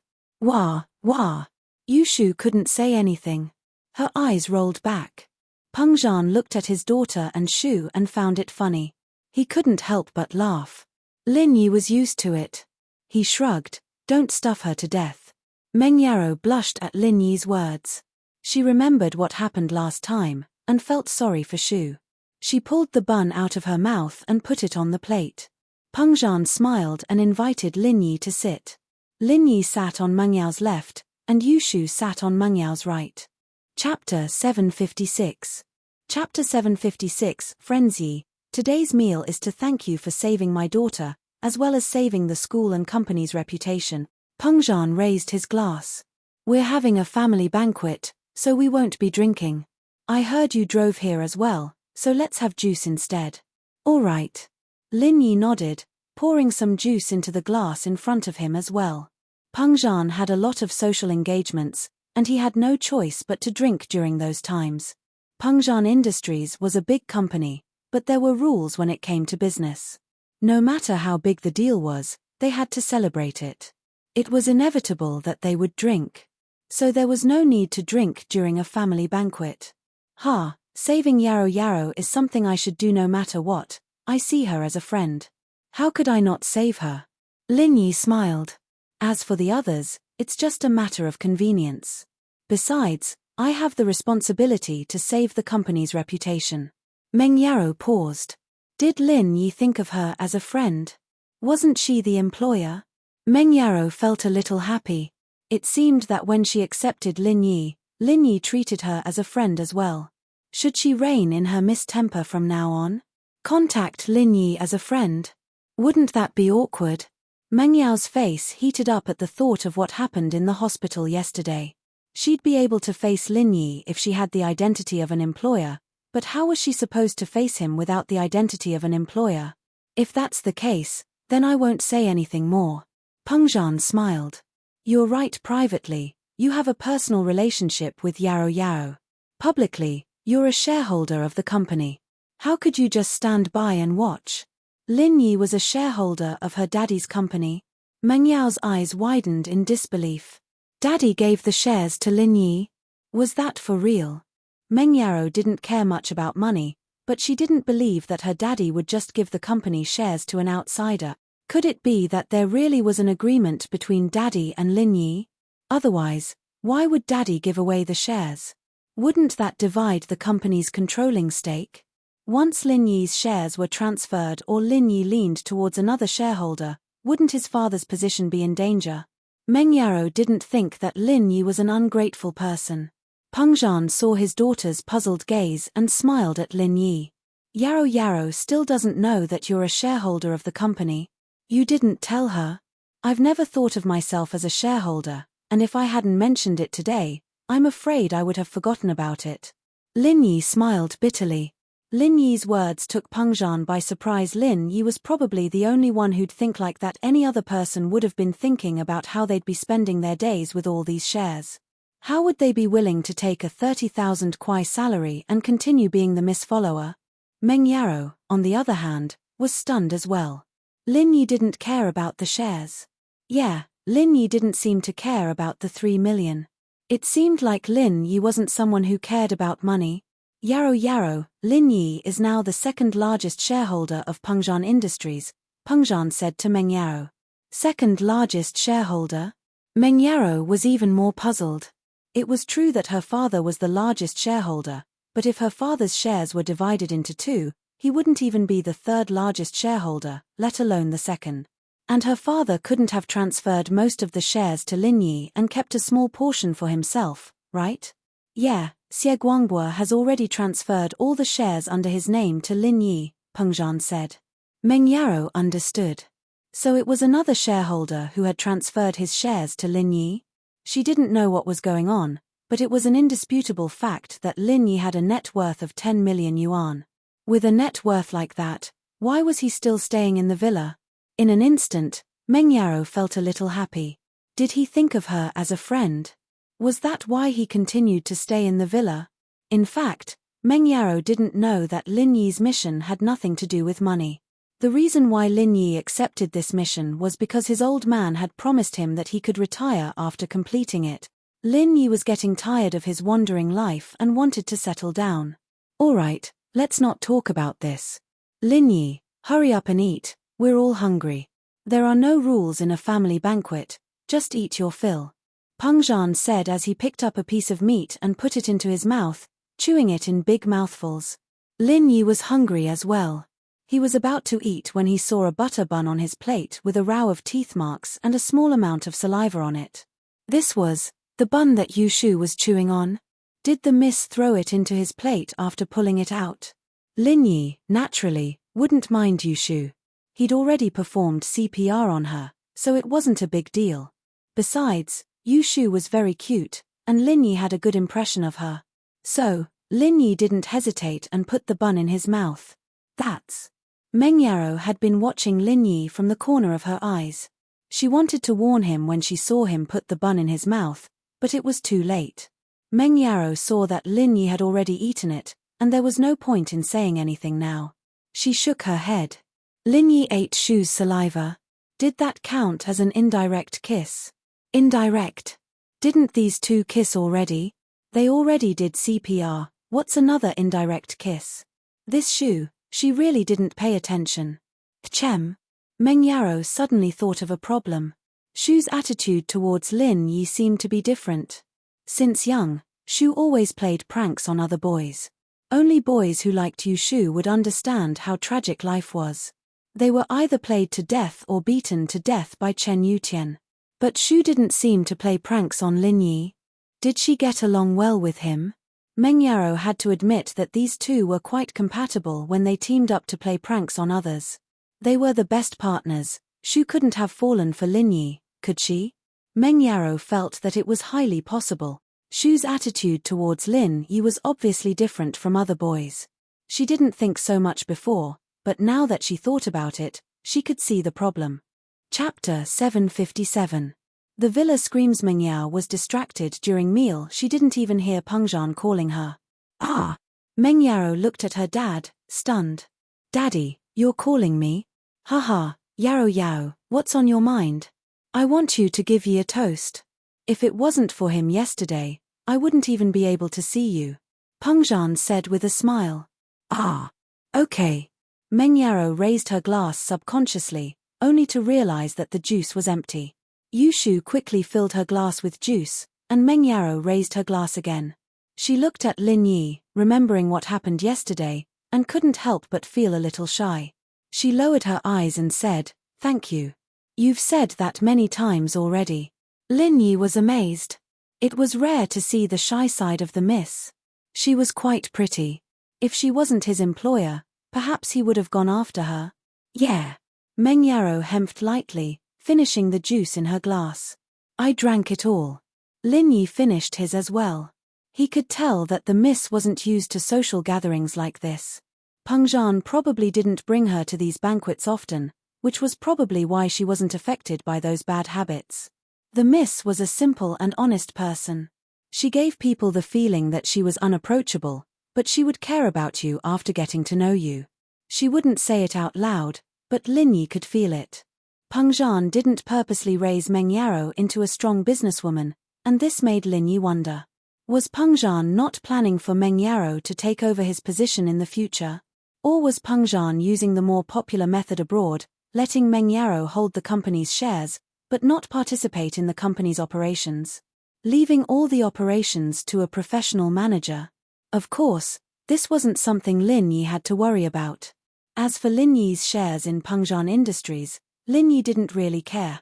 If Lin Yi didn't even care about the medical company's operations, then what about Pengzhan Industries? It had been a while since Pengzhan had a meal with Meng Yao, Yushu, and Lin Yi, especially now that his daughter and company's problems were all solved. Pengzhan's face was glowing with happiness. Pengzhan still had things to do after the meal, so he got out of the car at the company's entrance. The poison incident hadn't subsided yet, so he had to go to the company personally and cooperate with the police to collect evidence. Just like when they came, Lin Yi was driving his old van, while Li Fu was driving the Bentley with Meng Yao and Yushu. The two cars went back to the villa, one in front of the other. He didn't want to bother Li Fu at first, wanting to let the miss and Yushu take his car back, but the miss refused him. Didn't I tell you to drive the S5? Lin Yi smiled bitterly. He was even considering if he didn't need to buy a new car now that his car was broken. When the two cars stopped in front of the villa's courtyard, a dog's bark came from inside. It was General Wei Wu. Lin Yi tensed up subconsciously. He touched the jade on his chest, and the jade sent out a signal. Lin Yi instantly went into a state of alertness. General Wei Wu wouldn't bark for no reason, especially when Meng Yaro and Lin Yi were coming back. It might have reacted if it was a stranger, but it was familiar with them. General Wei Wu was very familiar with Lin Yi, Meng Yaro, Yu Shu, and even Forbert. General Wei Wu's abnormal barking must be a sign that something was amiss. The jade on Lin Yi's chest, in particular, had a similar reaction. Meng Yaro and Yu Shu got off the car and were shocked when they heard General Wei Wu's barking. "Don't go in yet, it's dangerous," Lin Yi said with a shake of his head. Forbert, on the other hand, jumped off the car. Forbert was also a golden class master, and he could feel that something was wrong. But before Meng Yaro could ask anything, another scream came from inside the villa. It was General Wei Wu's voice, and then there was silence. "General Wei Wu." Meng Yaro was shocked. Her heart tightened, and she didn't care much. She opened the door and wanted to rush in. General Wei Wu could be said to have grown up with Meng Yaro, accompanying her from her childhood to her teenage years. They had a deep relationship. It could be said that before Lin Yi came to the villa, General Wei Wu was Meng Yao's only friend other than Yu Shu. So General Wei Wu's sudden scream made Meng Yaro very worried. The only thought in her mind was to rush in and see what was wrong with General Wei Wu. General Wei Wu's scream changed Lin Yi's plan. Lin Yi wanted to sneak into the villa to check it out, but the situation had changed.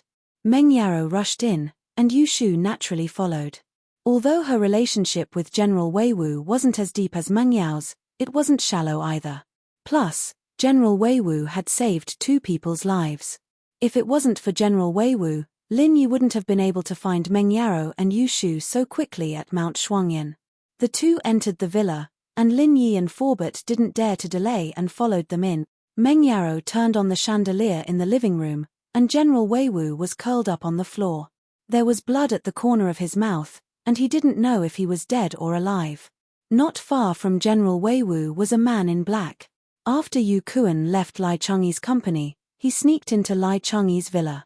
He didn't believe Lai Chengyi's words, and he wanted to go to his place to search for the map. However, Yu Kuan didn't find anything at Fatty Lai's place. He was very confident in his searching ability.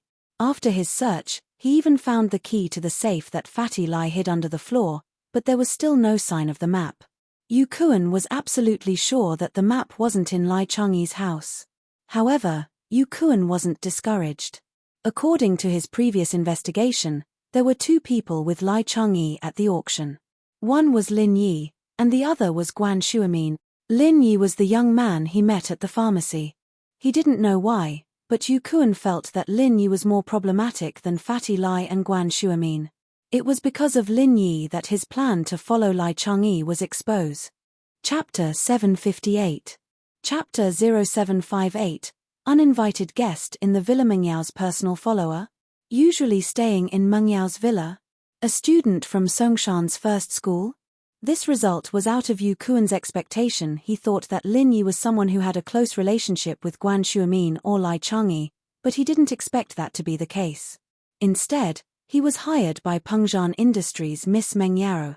But the more it was like this, the more suspicious Yu Kuan felt. Why would a Miss Personal Follower come to Yangjing City to attend House Yu's auction? It was possible for Pengzhan to attend the auction as a business tycoon, but who was Lin Yi? What was his relationship with Guan Shuamin and Lai Chengyi? Why would people like Guan Shuamin and Lai Chengyi be friends with a Miss Personal Follower?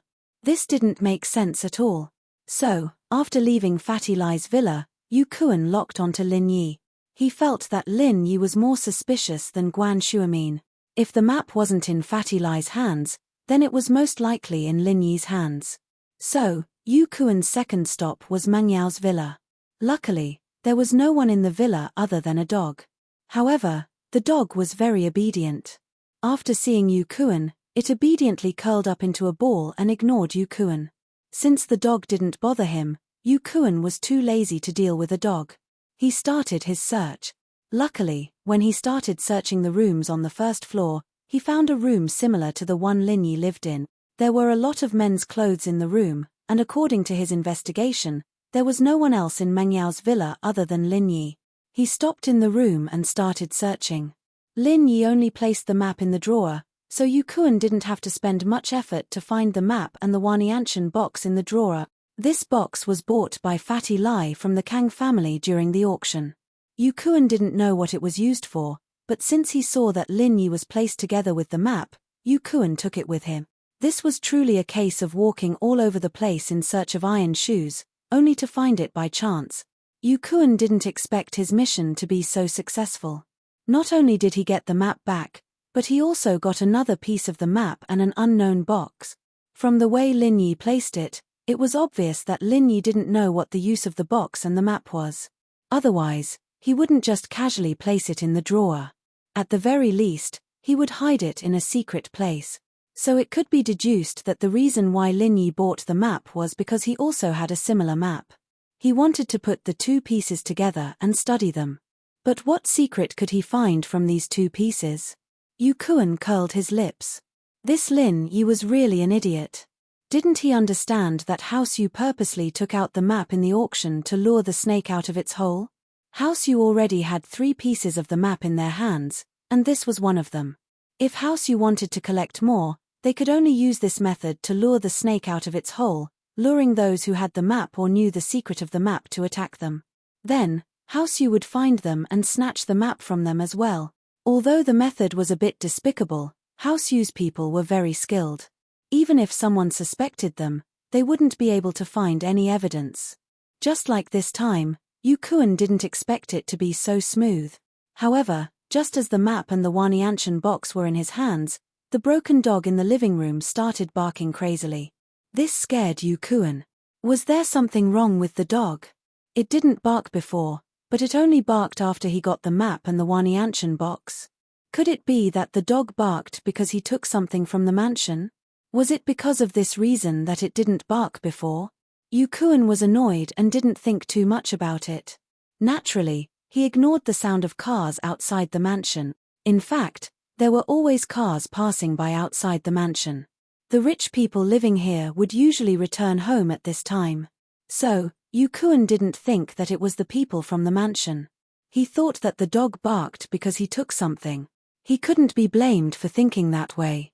It was too much of a coincidence. Who asked Lin Yi and the others to come back when he just picked up the map and the Wanianshan box? General Wei Wu didn't make a sound when Yu Kuan came to the mansion because of an instinctive fear. The dangerous aura that Yu Kuan had on him scared General Wei Wu. It was similar to the pressure that Lin Yi gave General Wei Wu. So, General Wei Wu had an instinctive fear towards Yu Kuan. It was afraid that Yu Kuan would hurt it, so it curled up into a ball and ignored Yu Kuan. However, General Wei Wu could tell that Yu Kuan didn't come with good intentions.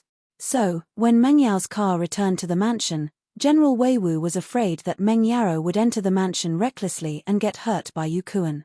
In order to prevent Meng Yao from getting hurt, General Wei Wu barked. It was warning Meng Yao that there was danger inside the mansion. It told Meng Yao not to enter. Meng Yao treated General Wei Wu well, and General Wei Wu was grateful. It was understandable, but Yu Kuan misunderstood General Wei Wu's intention. He thought that General Wei Wu didn't want him to take something, so, Yu Kuan felt disgusted. "You're just a dog. I've already spared your life when I came here. You're fine and you're just staying there. How dare you bark? You really don't know what's good for you." How powerful was Yu Kuan? He was a late-phase Golden Class Master. He kicked General Wei Wu's body, and General Wei Wu's internal organs were injured. He spat out blood and fell to the ground. It was obvious that he wouldn't be able to live. Meng Yao entered the mansion and saw General Wei Wu dead on the floor. There was a man in black beside General Wei Wu. She was shocked. She roughly understood why General Wei Wu suddenly barked. Meng Yao and General Wei Wu grew up together. She knew General Wei Wu's personality. This dog bullied the weak and was afraid of the strong. It became soft the moment it saw Lin Yi. Although Meng Yao didn't say anything, she knew it clearly. Luckily, Lin Yi was here to protect her. She wasn't worried that General Wei Wu wouldn't care about him. Chapter 759. Show mercy. However, the reason why General Wei Wu screamed the moment he got off the car was obviously General Wei Wu's warning to him. It didn't want Meng Yao to enter the villa because it was dangerous. Meng Yao was touched and sad at the same time. General Weiwu had accompanied her for many lonely days and now he was lying on the floor. It seemed like he wouldn't be able to survive. At this moment, Meng Yao's heart was broken. Tears flowed down her face as she jumped onto the floor and hugged General Weiwu. General Weiwu, what's wrong? Don't die. She didn't know what to do as she felt like she had lost a family member. At this moment, she felt so helpless. She could only watch as General Weiwu was beaten to death, but there was nothing she could do. Who are you? Forbert knew the relationship between the Miss and General Weiwu. He was furious as he looked at Yu Kuan coldly. You're Li Fu, right? I've heard of you. Yu Kuan knew that he was discovered and he wasn't in a hurry to escape. It wasn't easy to escape from Forbert, who was also a late-phase Golden Class Master. Forbert was slightly stronger than him as well. He had reached the peak of the late-phase Golden Class. However, he was a spiritual master and Forbert was a physical master. Hence, although Forbert was stronger, their actual strength was about the same. If they were to fight head-on, it was still unknown who would emerge victorious. Yu Kuan wouldn't take the risk as both sides would be injured. Before he came to the villa, he had done a simple investigation on the people around Lin Yi. With House Yu's information network, it was impossible for a master like Forbert not to be noticed by House Yu. House Yu basically had a record of all the masters in the civilian house. Forbert was one of them. Who are you? What are you doing here? Why did you kill Miss Chu's dog? Forbert saw that Meng Yaro was sad and wanted to kill him. House Yu, Yu Kuan. Yu Kuan didn't hesitate to tell Fatty Lai his name because even if he didn't, Li Fu could still find out his identity from Fatty Lai later. Besides, if he didn't reveal his identity as a member of House Yu, Yu Kuan knew that Forbert wouldn't let him go easily. Yu Kuan didn't want to fight because he knew that he couldn't defeat Forbert, and Forbert wouldn't be able to keep him here. If the two of them fought recklessly, both of them would be heavily injured. House Yu. Yu Kuan. Forbert froze. He didn't expect the person in front of him to be from House Yu. Forbert, naturally, knew about House Yu's situation. His face couldn't help but turn ugly. House Yu was a giant, not to mention Forbert, even Pengzhan couldn't afford to offend them. Li Fu, you're a physical master at the peak of the late phase of Golden Class, right?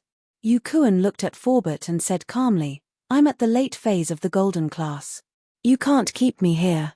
You want to leave just like that? Forbert was in a dilemma. If Yu Kuan's strength was as he said, then Forbert really couldn't do anything to him. A spiritual master was always stronger than a physical master. Both of their strengths could be said to be on par. On the other hand, Forbert was afraid of his identity as a member of House Yu, so he didn't dare to act rashly. Or what? Yu Kuan saw that Forbert was afraid of him and said arrogantly. Meng Yaro was grieving. General Weiwu, who was in her arms, seemed to move. Meng Yaro was surprised and opened her eyes wide, but General Weiwu didn't move anymore. General Weiwu, don't die, please, don't die. Meng Yaro never thought that General Weiwu would leave her one day. She used to dream that when she had her own children, she wanted General Weiwu to play with them, just like how she played with General Weiwu in the past. Yaro sis, don't be sad. Maybe Shield Bro has a way. Yu Shu saw that General Weiwu was exhaling more than he was inhaling. She knew that General Weiwu couldn't be saved, but seeing Meng Yao's sadness, she quickly comforted her. Yu Shu didn't feel good either. Although her relationship with General Weiwu wasn't as deep as Meng Yao's, they often played together. She was used to General Weiwu's existence. When Meng Yaro heard Lin Yi's name, hatred flashed in her eyes. She raised her head and said to Lin Yi word by word, Lin Yi, kill this murderer for me. Ha, okay. Lin Yi heard the miss's words and nodded calmly. He had already recognized the young man in black in front of him. It was the young man he met in front of the pharmacy in Yangjing City on the night of the auction. When he heard his name, he couldn't help but understand. So he was the Yu Kuan who looked for Fatty Lai before. He didn't even look for him and he actually came looking for him. Lin Yi wasn't a person who liked to cause trouble, but if someone wanted to bully him, he wouldn't let them bully him either. House Yu. Lin Yi took a deep breath. Alright, House Yu, since you guys appeared in my life again, don't blame me for being rude. Are you here to steal my map? Lin Yi walked towards Yu Kuan and asked calmly. Steal. This belongs to House Yu, it's useless even if you want it. Yu Kuan was a little afraid of what Forbert said, but he didn't put Lin Yi in his eyes at all. In House Yu's information, it didn't mention that Lin Yi was a master. So, he didn't even think that Lin Yi was a master. He was just Meng Yao's bodyguard. How strong could he be? At most, he was a retired Special Forces soldier or a Sonder athlete. He couldn't possibly be a master. Peng Zhan's Forbert was only at the peak of the late phase of Golden Class. Miss Chu's bodyguard couldn't possibly be stronger than Forbert, could he? What's the use of the map? Lin Yi asked. Do you think I can tell you? Besides, I don't know either. Yu Kuan looked at Lin Yi with disdain. Oh, then you've lost the value of your existence. You can die now. Lin Yi suddenly attacked, releasing his aura in an instant. Lil Yi, have mercy. Forbert was shocked. He didn't think that Lin Yi would kill Yu Kuan with just a few words. He was shocked and quickly stopped him. How could he let someone from House Yu die in the villa? Wouldn't there be no end to the trouble after that? How could Peng Zhan handle it? How could he fight against the giant House Yu? Chapter 760. Chapter 760, Sorrowful Young Mistress. But immediately, Yu Kuan felt that something was wrong. How was this the peak of the late phase of the Golden Class? PFFF. Yu Kuan spat out a mouthful of blood and flew backwards. He smashed into the television in the living room and smashed it into pieces. Lin Yi instantly retracted half of his strength. He didn't understand why Forbert wanted him to go easy on him, but since it was Forbert's order, Lin Yi would naturally do as he was told. With Forbert's calmness, he naturally had his reasons for doing so. Mystic class. Yu Kuan looked at Lin Yi in shock. After spitting out a few mouthfuls of blood, he spat out the two words with difficulty. Yu Kuan knew that Lin Yi went easy on him. If it wasn't for Forbert's last sentence, he would have been dead. How ruthless. Yu Kuan was shocked. Where did Lin Yi come from? How did he have the strength of an early phase mystic class? How was this possible? How old was he? He didn't even look as old as Yu Kuan, and he wasn't from any noble house. How could he have such powerful skills? But no matter what, Yu Kuan knew that this wasn't a place for him to stay for long. Lin Yi went easy on him this time, but it was hard to say if he would kill him next. Yu Kuan hesitated for a while and threw away the Wanianshan box and the two pieces of the map. He endured his injuries and ran out of the villa, disappearing into the night. He knew that if he didn't leave the box and the map, Lin Yi might chase after him again. If that happened, he might not even be able to live. Lin Yi looked at Yu Kuan's back and didn't chase after him. Yu Kuan was already a cripple, so why bother? Ever since the incident with Li Delay, Lin Yi had a strong interest in compressing his own energy. His energy could be used by others, but after compressing it, the sudden explosion wasn't something others could withstand. Lin Yi's palm that landed on Yu Kuan's body contained a compressed energy. The moment the energy entered Yu Kuan's body, it exploded like a bomb, destroying Yu Kuan's meridians. Therefore, even if Yu Kuan recovered, he would still be a cripple. He would not be able to practice spiritual techniques anymore. Why not kill him? Lin Yi looked at Forbert in confusion. What Lin Yi didn't expect was that Forbert was actually a physical master at the peak of the late phase of the Golden Class. His from House Yu, Forbert sighed. Killing someone from House Yu would be troublesome. Just because he's from House Yu? Lin Yi frowned. You don't know about House Yu? Forbert looked at Lin Yi's nonchalant expression and was slightly taken aback. I know, Lin Yi said indifferently, but this has nothing to do with killing him. You aren't afraid of House Yu? Forbert was surprised. If Lin Yi knew about House Yu, why did he dare to let Yu Kuan stay? Scared? Lin Yi seemed to be asking himself, forget it, it's fine if they ran. The reason why Lin Yi dared to kill Yu Kuan in the villa was because everyone present was trustworthy. Meng Yaro and Yu Shu wouldn't betray him, and Forbert wouldn't either. Therefore, Lin Yi dared to kill Yu Kuan. Every circle had its own rules. Lin Yi didn't believe that House Yu would call the police if someone died. So, Yu Kuan's death wouldn't affect his life. It was just like Zhonglong and Li Yaro, who were beside Cihua. If they died, then so be it. This was different from Master Bing. Jian Wen, and Zhong Pingliang. Master Bing could die, but Lin Yi couldn't kill him in front of everyone. If Jian Wen and Zhong Pingliang died, the police would definitely take action. This was why Lin Yi treated different people differently. Forbert heard Lin Yi's words and suddenly remembered Lin Yi's strength. Early phase mystic class. Was Lin Yi really at the early phase mystic class? Then, what kind of background did Lin Yi have? As for Lin Yi, why would he appear beside the miss? Where did Mr. Chu invite him to come from? Such a master actually accompanied the miss to school and play with her every day like a follower? Forbert was more and more suspicious of Lin Yi. What kind of person was he? However, since Peng Zhan and Lin Yi didn't say anything, Forbert wouldn't ask. He sighed slightly and walked towards Meng Yarrow. Meng Yarrow was angry at the moment, so she asked Lin Yi to kill Yu Kuan. But when Lin Yi really did it, she regretted it. She couldn't let Lin Yi become a murderer because of her. So, although Meng Yarrow was disappointed that Yu Kuan escaped, she was glad at the same time. If Lin Yi really killed Yu Kuan, how would she clean up the mess? Miss Chu, he's from House Yu, we can't mess with him for now. Forbert asked Lin Yi to let Yu Kuan go. He had to talk to the miss first. Forbert knew Meng Yao's sadness. He knew that she wanted to kill Yu Kuan to avenge General Wei Wu. Meng Yao's emotions had calmed down. She hugged General Wei Wu and wiped her tears. Miss, General Wei Wu. He should be happy to know that you are safe now. Forbert didn't know how to comfort Meng Yarrow, but a dead dog can't come back to life, Meng Yarrow replied blankly. How could she not know that a dead dog couldn't come back to life? Seeing that General Wei Wu wasn't moving anymore, it was obvious that he was dead. But Meng Yarrow couldn't accept it at that moment. Maybe he's not dead. Let me treat him for you. Lin Yi smiled and walked over. He looked at General Wei Wu in the miss arms and shrugged. Not dead. Meng Yao's eyes lit up when she heard Lin Yi's words.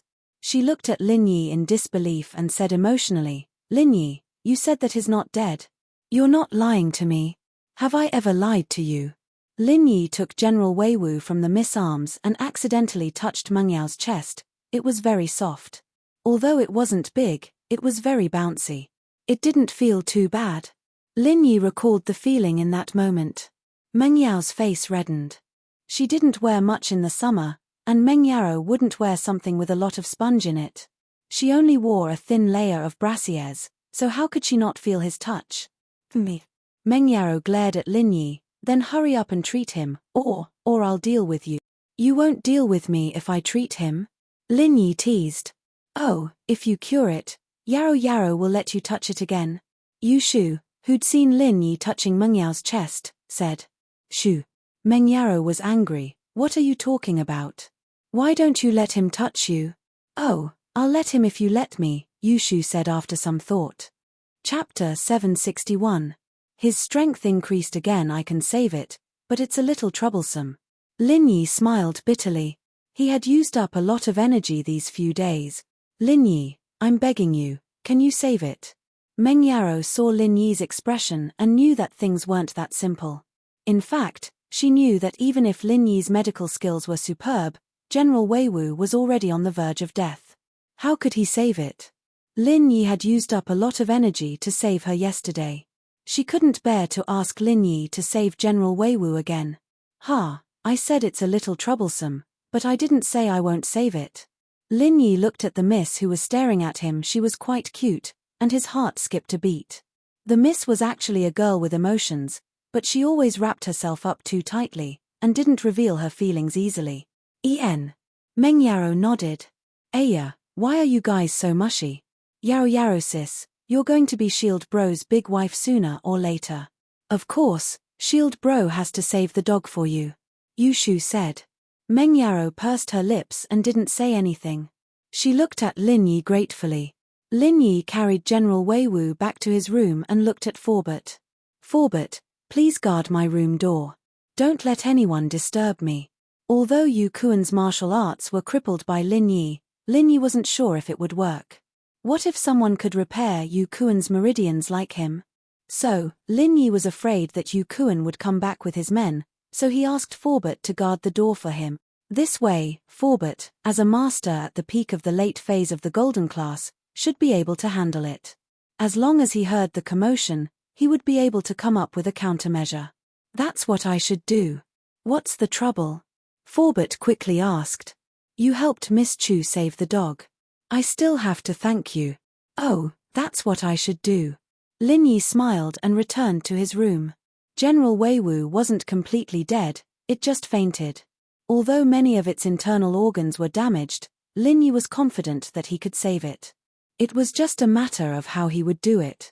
Lin Yi wondered if he could use his own energy to save the dog. Lin Yi's energy was effective on humans, but he didn't know if it was effective on dogs. If the energy was effective, it would be easier to save General Weiwu, but if it wasn't, Lin Yi could only use acupuncture and herbs to save General Weiwu.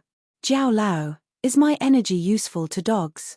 Lin Yi was afraid that if he injected energy into General Weiwu and killed him, it wouldn't be fun, so he asked first.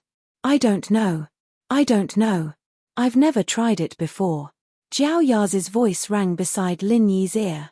But your energy is omnipotent. Theoretically, it should be possible, right? Why don't you try? Try. I can't die, right? Lin Yi wasn't at ease with this answer. It's impossible for it to die. At most, it's useless or overused, Jiao Yazi said. Okay, I'll try. Lin Yi had no choice but to try everything he could. Even if the patient died, the miss wouldn't blame him. He'd already tried his best. Lin Yi placed his hand on General Weiwu's body and activated the art of dragon mastery in his heart. Instantly, he felt a strong suction coming from General Weiwu's body, sucking the energy in Lin Yi's body. Lin Yi's heart skipped a beat. Seems like it's working.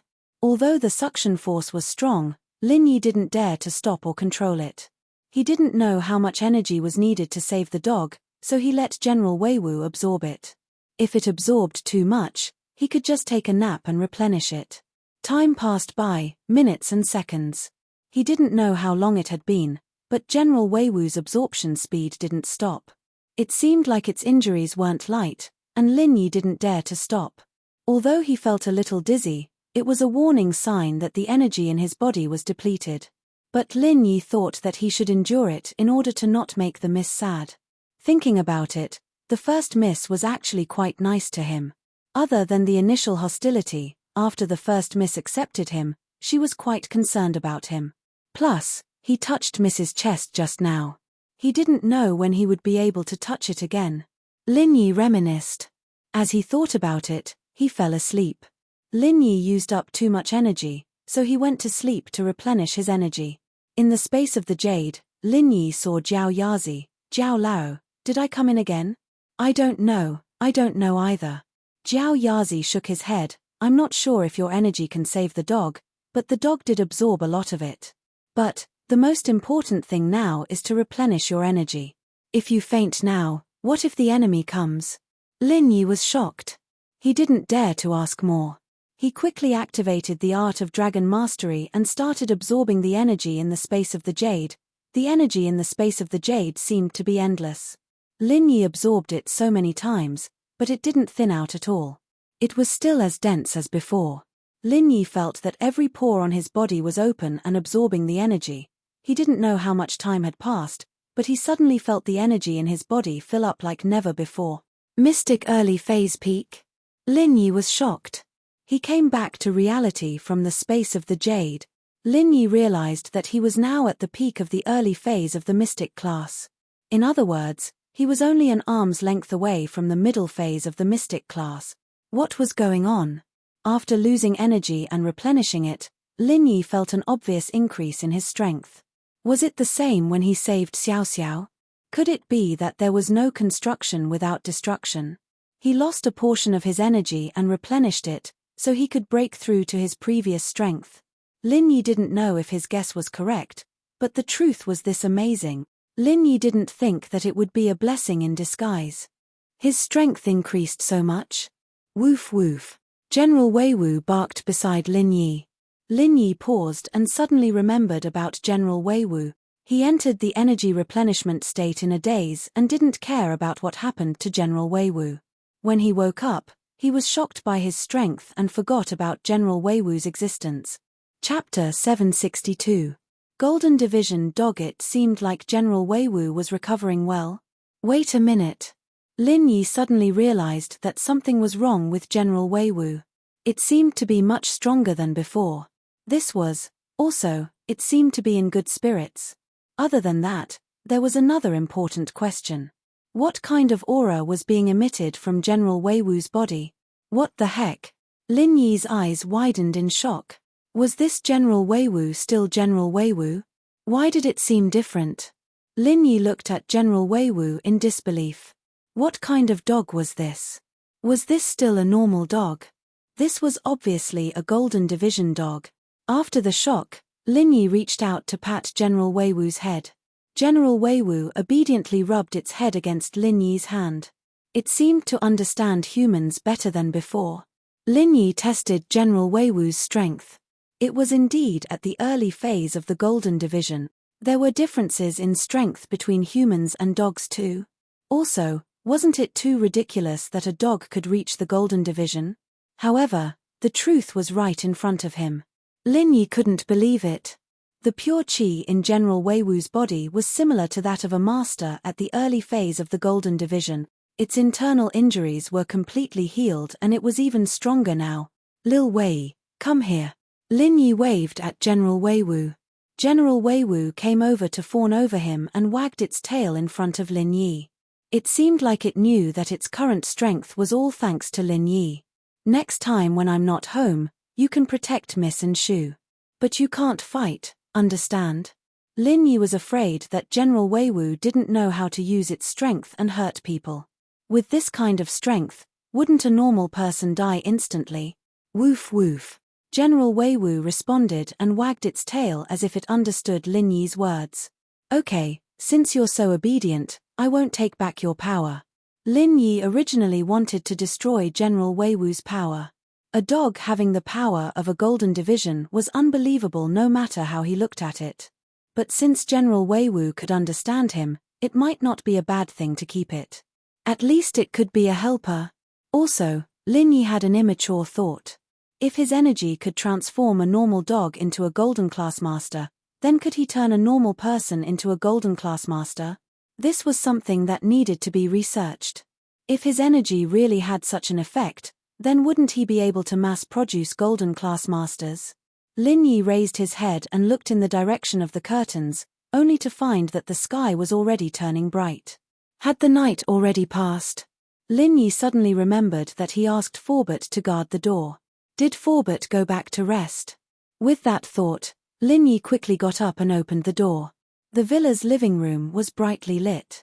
Forbert was guarding not far from Lin Yi's room. Meng Yarrow and Yu Shu, on the other hand, were leaning on each other, sitting on the sofa. They weren't asleep, but their faces were filled with anxiety. Peng Zhan was here as well. He sat on the sofa opposite Meng Yarrow and Yu Shu. Evidently, he already knew what happened earlier. At this moment, Peng Zhan was frowning as he stared at the Wanianshan box and the two map fragments on the coffee table. The door to Lin Yi's room opened and attracted everyone's attention. They all looked towards Lin Yi's door. Lin Yi pushed the door open and walked out. Behind him was a healthy and energetic General Weiwu. General Weiwu. Meng Yarrow saw that General Weiwu was fine and was overjoyed. She got up and ran over. General Weiwu looked at Lin Yi and only jumped into Meng Yao's arms after seeing that he didn't have any expression on his face. Obviously, General Weiwu had already treated Lin Yi as its first owner. Forbert saw General Weiwu running out of the room in good health. He was in disbelief. Did Lin Yi really save General Weiwu? Uncle Fu had taken a look at Weiwu as well. The man was gasping for air and was on the verge of death. How could Lin Yi save him in a situation like this? It was unbelievable. However, something even more unbelievable was yet to come. Forbert suddenly realized that there was another high-class master hiding in the room other than Lin Yi. He had the strength of an early-phase Golden Class. Uncle Fu was startled. Could it be that another enemy had invaded? But there was still a gap between him and the early-phase Golden Class. Why didn't he notice when this person came in? After a moment, Forbert focused his eyes and frowned. His gaze finally landed on General Weiwu. Not long after, a look of disbelief appeared on his face. If it wasn't for Forbert's calmness, he would have screamed out loud. Because this General Weiwu was not a normal General Weiwu. It was obviously a golden-class General Weiwu. The threatening aura that Forbert felt came from this dog. For a moment, Forbert didn't know what to say. The situation in front of him was beyond his expectations. He had lived for half of his life and he had never seen such a magical thing. A dog turned into a golden-class dog? Could there be anything more magical than this? General Weiwu happily squirmed in Meng Yao's arms. Lin Yi was a little envious. How good would it be if he was that dog? He could even kiss Meng Yao's chest. General Weiwu seemed to feel Lin Yi's unfriendly gaze. He jumped out of Meng Yao's arms and looked at Lin Yi with a wronged expression. Lin Yi looked at General Weiwu on the ground and shook his head. He was jealous of a dog. It was funny. Lil Yi. Peng Zhan stood up and looked at Lin Yi with a serious expression. Is it House Yu? It should be. But don't worry, Uncle Chu. If someone from House Yu comes for you, let him come for me, Lin Yi said nonchalantly. I don't know if it's a blessing or a curse for you to be merciful.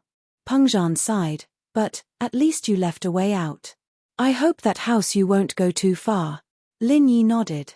Would House Yu send someone stronger? It was possible. Lin Yi looked at the Wanianshan box and the 2 pieces of the map on the coffee table. It seemed like this Yu Kuan from House Yu came for the 2 pieces of the map. As for the Wanianshan box, he just took it away. Otherwise, Yu Kuan wouldn't have mentioned nothing about the Wanianshan box at Fatty Lai's place. Chapter 763. Chapter 0763. Miss Harthouse, you must have a secret that he didn't know about, and Yu Kuan was just a junior of House Yu. He might not know the core secret of the map. So when Lin Yi asked Yu Kuan and got a negative answer, he decided to kill him. Mr. Chu, don't worry. I'm here. No one will hurt Yao Yao and Shu, Lin Yi said. Ian, I'm not worried with you here.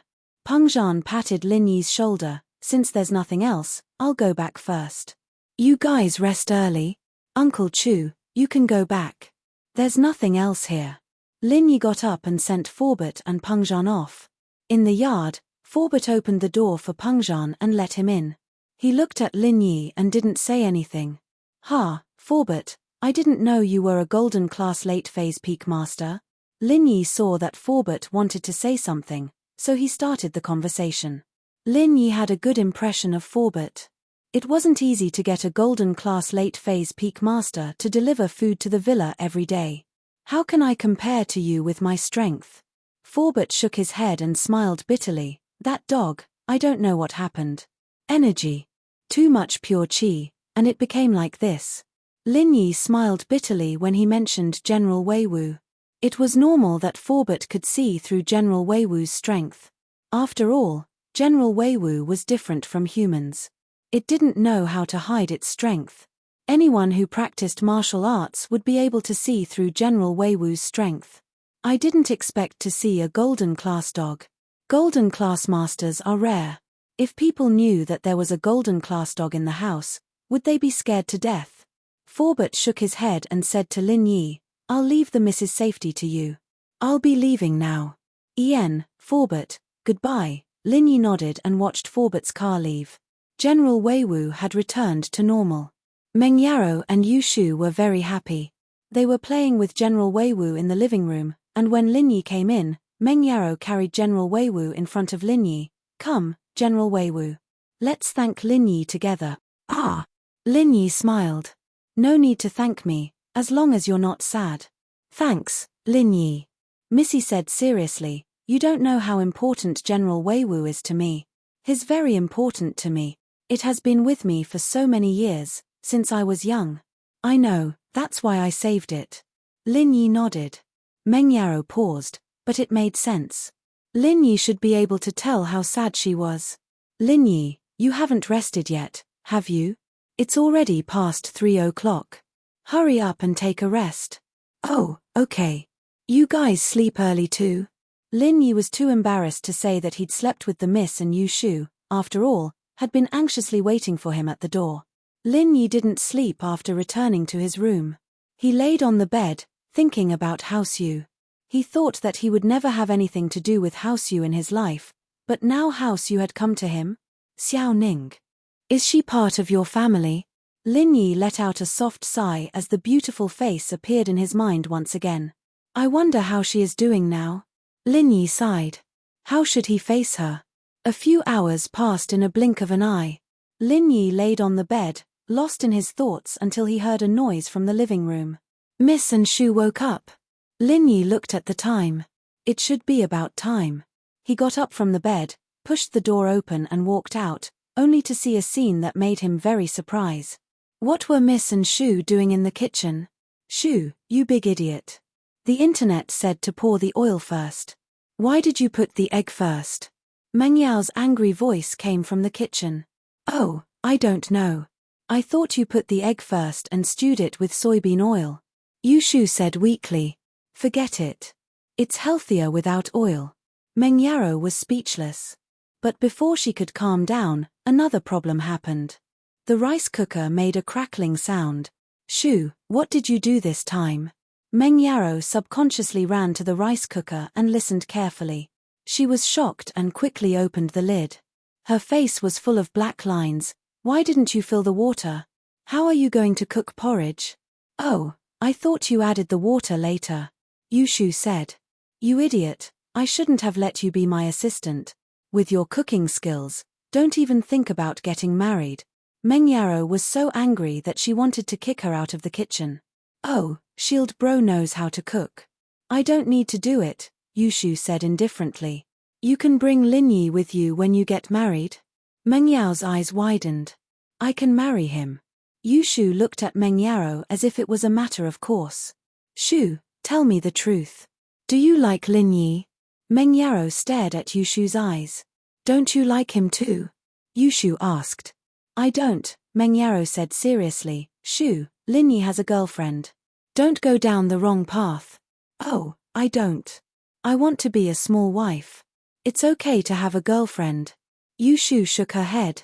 You are lying to yourself, Meng Yao said. Shu, what are you thinking? I'm not thinking much. I just want to be with Yao sis forever, Yu Shu said innocently. Fine, I don't care. Do what you want. Meng Yao had a headache. She and Shu had grown up, and although they were still very close, everyone had their own secrets in the depths of their hearts. This had nothing to do with whether they were close friends or not. Everyone had their own secrets. Meng Yao looked at the popcorn in the rice cooker. She didn't know what to do. Lin Yi heard the conversation between the Miss and Shu, but he didn't interrupt. Lin Yi had a unique feeling towards Yu Shu. Lin Yi always felt that Yu Shu had a certain kind of temperament. It was familiar. But thinking about it, he really didn't know this kind of girl. After the two finished their private conversation, Lin Yi walked to the kitchen. Okay, leave it to me. You two wait in the living room. Chapter 764. Tang Yun's disappointment. Meng Yao looked at Lin Yi apologetically. You must be tired these past 2 days, right? I wanted to wake up early to make breakfast for you, but I didn't expect Shu to ruin it. Haha, I understand. Lin Yi smiled. Meng Yao pulled Yu Shu out of the kitchen, and Lin Yi shook his head. These two really weren't made for cooking, but it was rare enough that the Miss was being so considerate. This was probably the first time the Miss had cooked in her life, wasn't it? Yu Shu was probably the same. Before Lin Yi came, the rice cooker's manual was still inside. It was obvious that it hadn't been used at all. Lin Yi was very familiar with making breakfast. He first set the time for the porridge, fried a few eggs, and made a plate of pickled vegetables with sesame oil. It didn't take long before it was served. Yu Shu looked at Lin Yi, surprised. Yao sis, why are we so stupid? You are stupid, not me. Meng Yao was also surprised by Lin Yi's speed. Meng Yao scooped the porridge for Lin Yi, and Yu Shu heated up the milk for the three. Lin Yi, you didn't sleep well last night. Why don't you not drive? Let Forbert drive us to school. Meng Yao was afraid that Lin Yi would drive if he was tired. I'm not sleepy. I won't go to school in a bit. I have something else to do. Lin Yi smiled. Something else? What are you going to do? Meng Yaro asked subconsciously. Today, Chibing Real Estate said that they want to discuss compensation with Tang Yun's family, Lin Yi said. Oh. Meng Yaro wasn't too happy when she heard that it was about Tang Yun's family again. Oh, are you going to negotiate? I want to go too. Yushu quickly swallowed the egg in her mouth and drank a mouthful of milk. What are you going to do? Lin Yi found it funny. My nickname is Negotiation Shu. Shield bro, let me go, I promise you'll succeed, Yushu said. Shu, why do you have so many nicknames? What spy Shu? Meng Yaro gave Yushu a kick, not wanting her to get involved in this mess. Oh, that's just the tip of the iceberg. I'm actually an all-rounder. Yushu said. Shield bro, take me with you. I guarantee success. Lin Yi smiled bitterly at the eager Yushu. You really want to go? Yeah. Yushu nodded. Let's go then. Lin Yi didn't mind. It was just one more person. Yaro, Shield bro agreed. Let's go together. Yushu was very excited. You're a 12th grader now, you can't skip class all the time, Meng Yaro said. Are you okay? Just a little while. If I don't go to school, there's no point in you going alone, Yaro, right? We're always together. Okay then. Meng Yaro hesitated and nodded. She then turned to Lin Yi. It's okay if we follow you, right? It's okay. Lin Yi didn't think much of it. After all, they weren't going to do anything sneaky. They were going to the headquarters of Chibing Real Estate to ask for money. After dinner, Lin Yi called Tang Yun and told her that he would pick her up at the hospital. He also mentioned that Meng Yaro and Yushu were going too. Tang Yun wasn't a stingy person. Although she felt that it was weird for Meng Yaro and Yushu to follow her today, she let them be if they wanted to. The relationship between the three was weird. They saw each other all the time. They weren't enemies, but they weren't friends either. Ever since the battle at Fatty Lai's house and the cafeteria incident, the relationship between the three girls became weird. On the surface, it was still okay, but in her heart, she was very cautious. Tang Yun wasn't an idiot. Miss and Yushu's threats made her feel uneasy. Because Mrs. Tang and Tang Yun were going, Lin Yi couldn't drive Meng Yao's Audi S5. It would be too crowded, so Lin Yi could only drive the minivan. This time, Meng Yaro and Yushu weren't picky. They obediently sat in the minivan. Although it was bumpy, Miss could still endure it. Lin Yi went to the hospital to pick up Mrs. Tang and Tang Yun. Mrs. Tang was surprised to see the two beauties in Lin Yi's car. She looked at her daughter nervously and asked in a low voice, "Who are they? Do you know them?" "Yes, they're Lin Yi's classmates."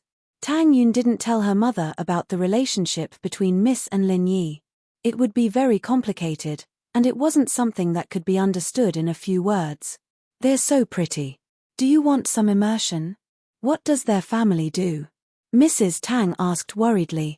"We'll talk about it when we get home," Tang Yun frowned.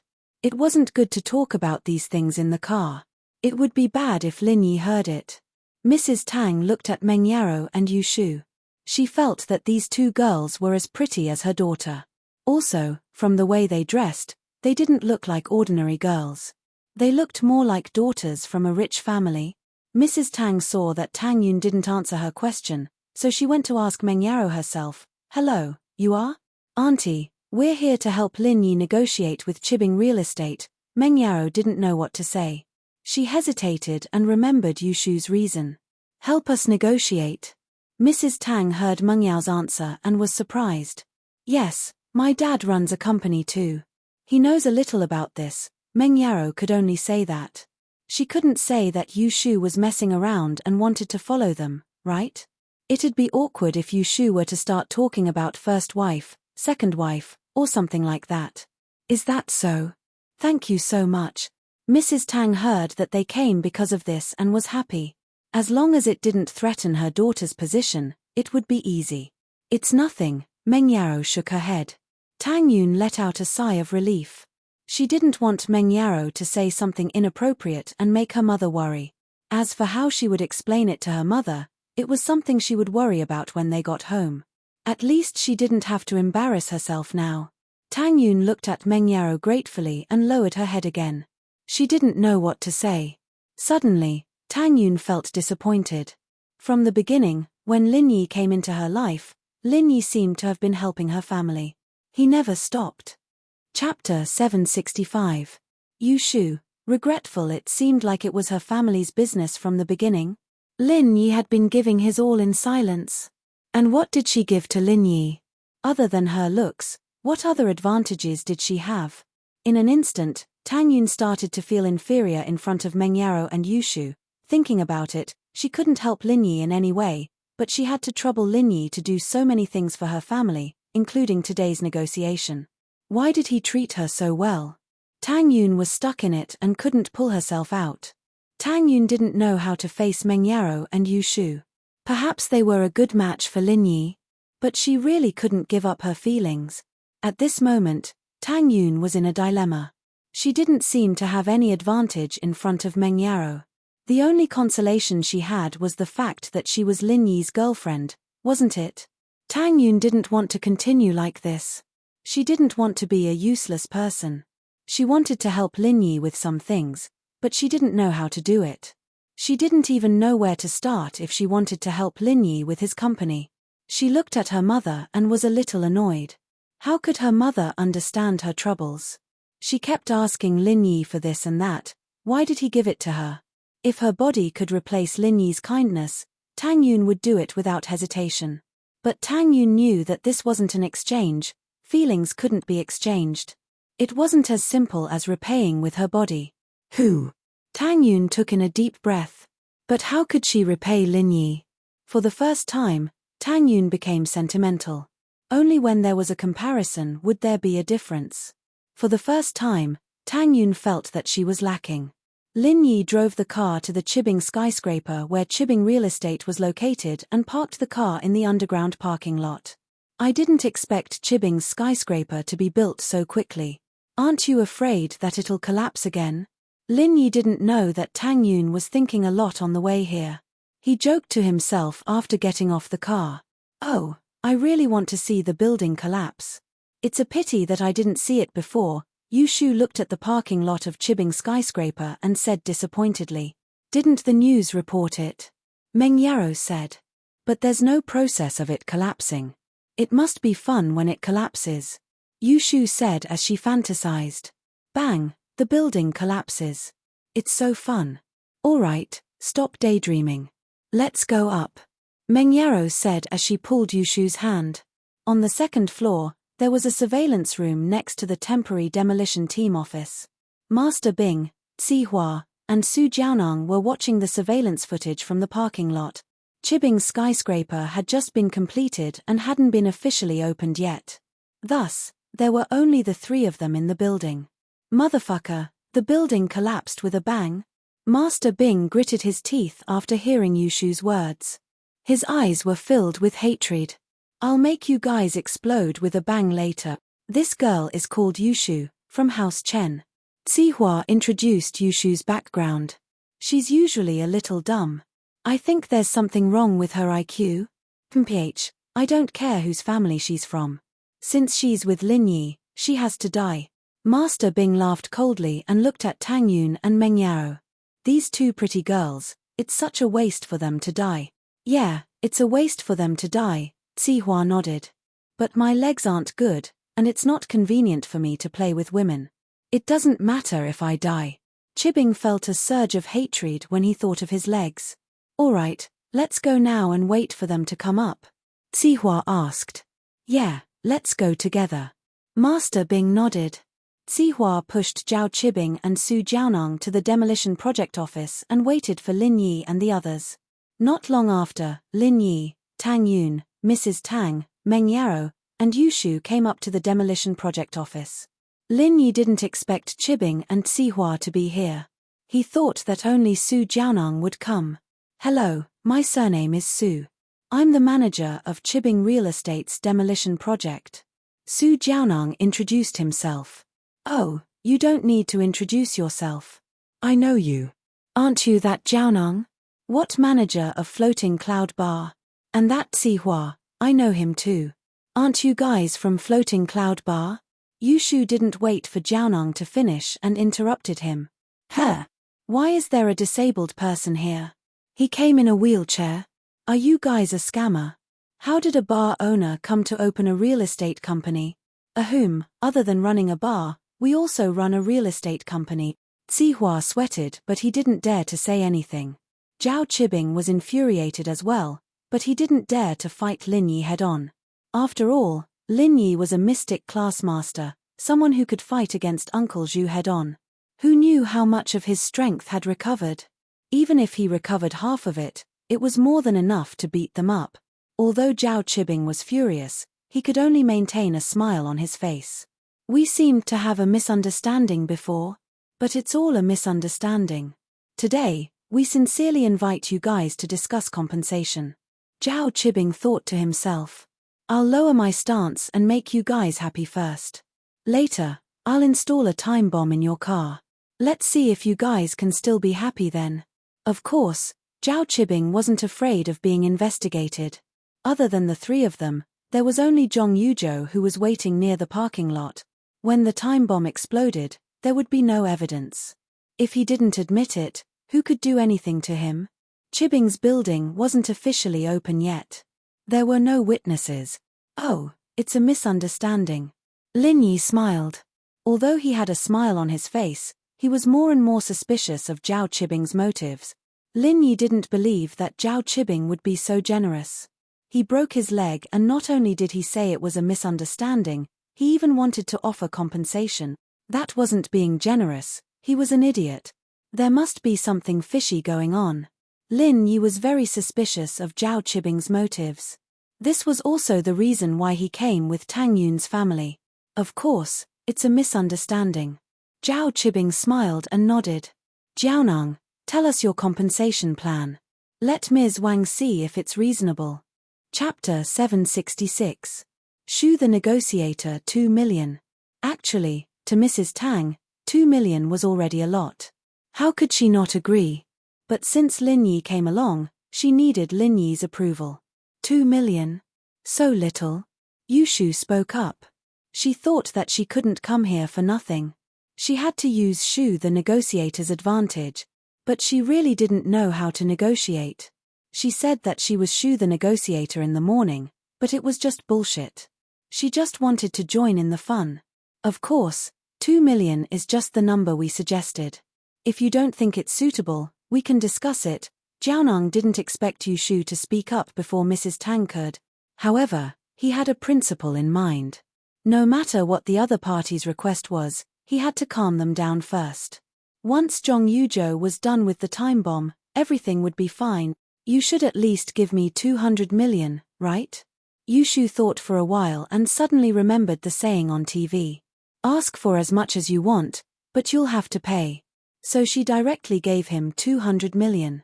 Jiaonang was so shocked that he rolled his eyes. 200 million? Why don't you go rob someone? 200 million? Wasn't that a little too much? Was that a bungalow or a skyscraper? Zhao Qibing frowned. Although he had decided to agree to some of Lin Yi's unreasonable requests, he couldn't ask for too much, could he? 200 million? What kind of joke was this? Even if he agreed, Lin Yi wouldn't believe him. Instead, he would suspect his motives. So, Zhao Qibing could only say, "Little girl, isn't this price a little insincere? No, I heard that your skyscraper collapsed with a bang. You didn't even care and built another one." Yushu blinked. This skyscraper is at least 100 million, right? So 200 million isn't too much at all. Zhao Qibing's eyes widened. What was this? It was two completely different things. The skyscraper collapsed with a bang. Did he want it to collapse? If it wasn't for Lin Yi, this bastard, how would his skyscraper collapse? Zhao Qibing gritted his teeth in anger. He wanted to bite Lin Yi to death. The building is only worth 100 million, and your bungalows are made of gold and silver. Is it worth 200 million? Qibing frowned. Mrs. Tang, who was at the side, also widened her eyes. How are these two people here to negotiate? Was he clearly here to cause trouble? What if he made the other party angry and refused to give him a single cent? However, Lin Yi didn't say anything at the moment, so Mrs. Tang couldn't say anything. She could only pray in her heart. It would be good if they could get 2 million yuan. Please don't lose even 2 million yuan. Wouldn't it be 200 million if your skyscraper collapses again? Yushu counted with her fingers. When will your skyscraper collapse again? Don't forget to invite me to take a look around. What algorithm is this? Zhao Qibing was infuriated. He wanted to ask Yushu if she was here to cause trouble, but when he remembered that the people in front of him were about to be killed by the bomb, he felt much better. Oh, then how much can you pay? Yushu didn't want to talk to him anymore. It wasn't fun at all. 3 million, this is our limit. Zhao Qibing raised 3 fingers. Naturally, he couldn't give Lin Yi so many benefits in one go. He wanted to delay as much time as possible and wait for Zhong Yuzhou to install the bomb. You're so stingy. No wonder the skyscraper collapsed. If you continue to be so stingy, the skyscraper will collapse again. Yushu's mind was filled with the skyscraper collapsing, so she talked about the skyscraper collapsing. Even if it collapses, you don't have to worry about it. Zhao Qibing was furious. You have such a bad conscience. Why do you always want my skyscraper to collapse? What's in it for you if the skyscraper collapses? Of course, if Zhao Qibing knew that Yushu wanted the skyscraper to collapse just for fun, would he die of anger on the spot? Mrs. Tang's heart skipped a beat. 3 million. Another million in such a short time? It couldn't be, right? Could this kind of negotiation really produce results? Mrs. Tang was a little surprised. Was this really the negotiation method of rich people? Was it because he was too ill-informed? Was Yushu actually helping her family? At this moment, Mrs. Tang had no more doubts in her heart. No matter what method Yushu used, as long as she could get the compensation, she didn't care what she said. Oh, shield bro, he only gave 3 million. I can't do it anymore. You do it. Yushu felt that it was good enough that she got 1 million more. But, Yushu's words were a little ambiguous. I can't do it anymore. You do it. Lin Yi sweated. Why did it feel like she was hinting at something?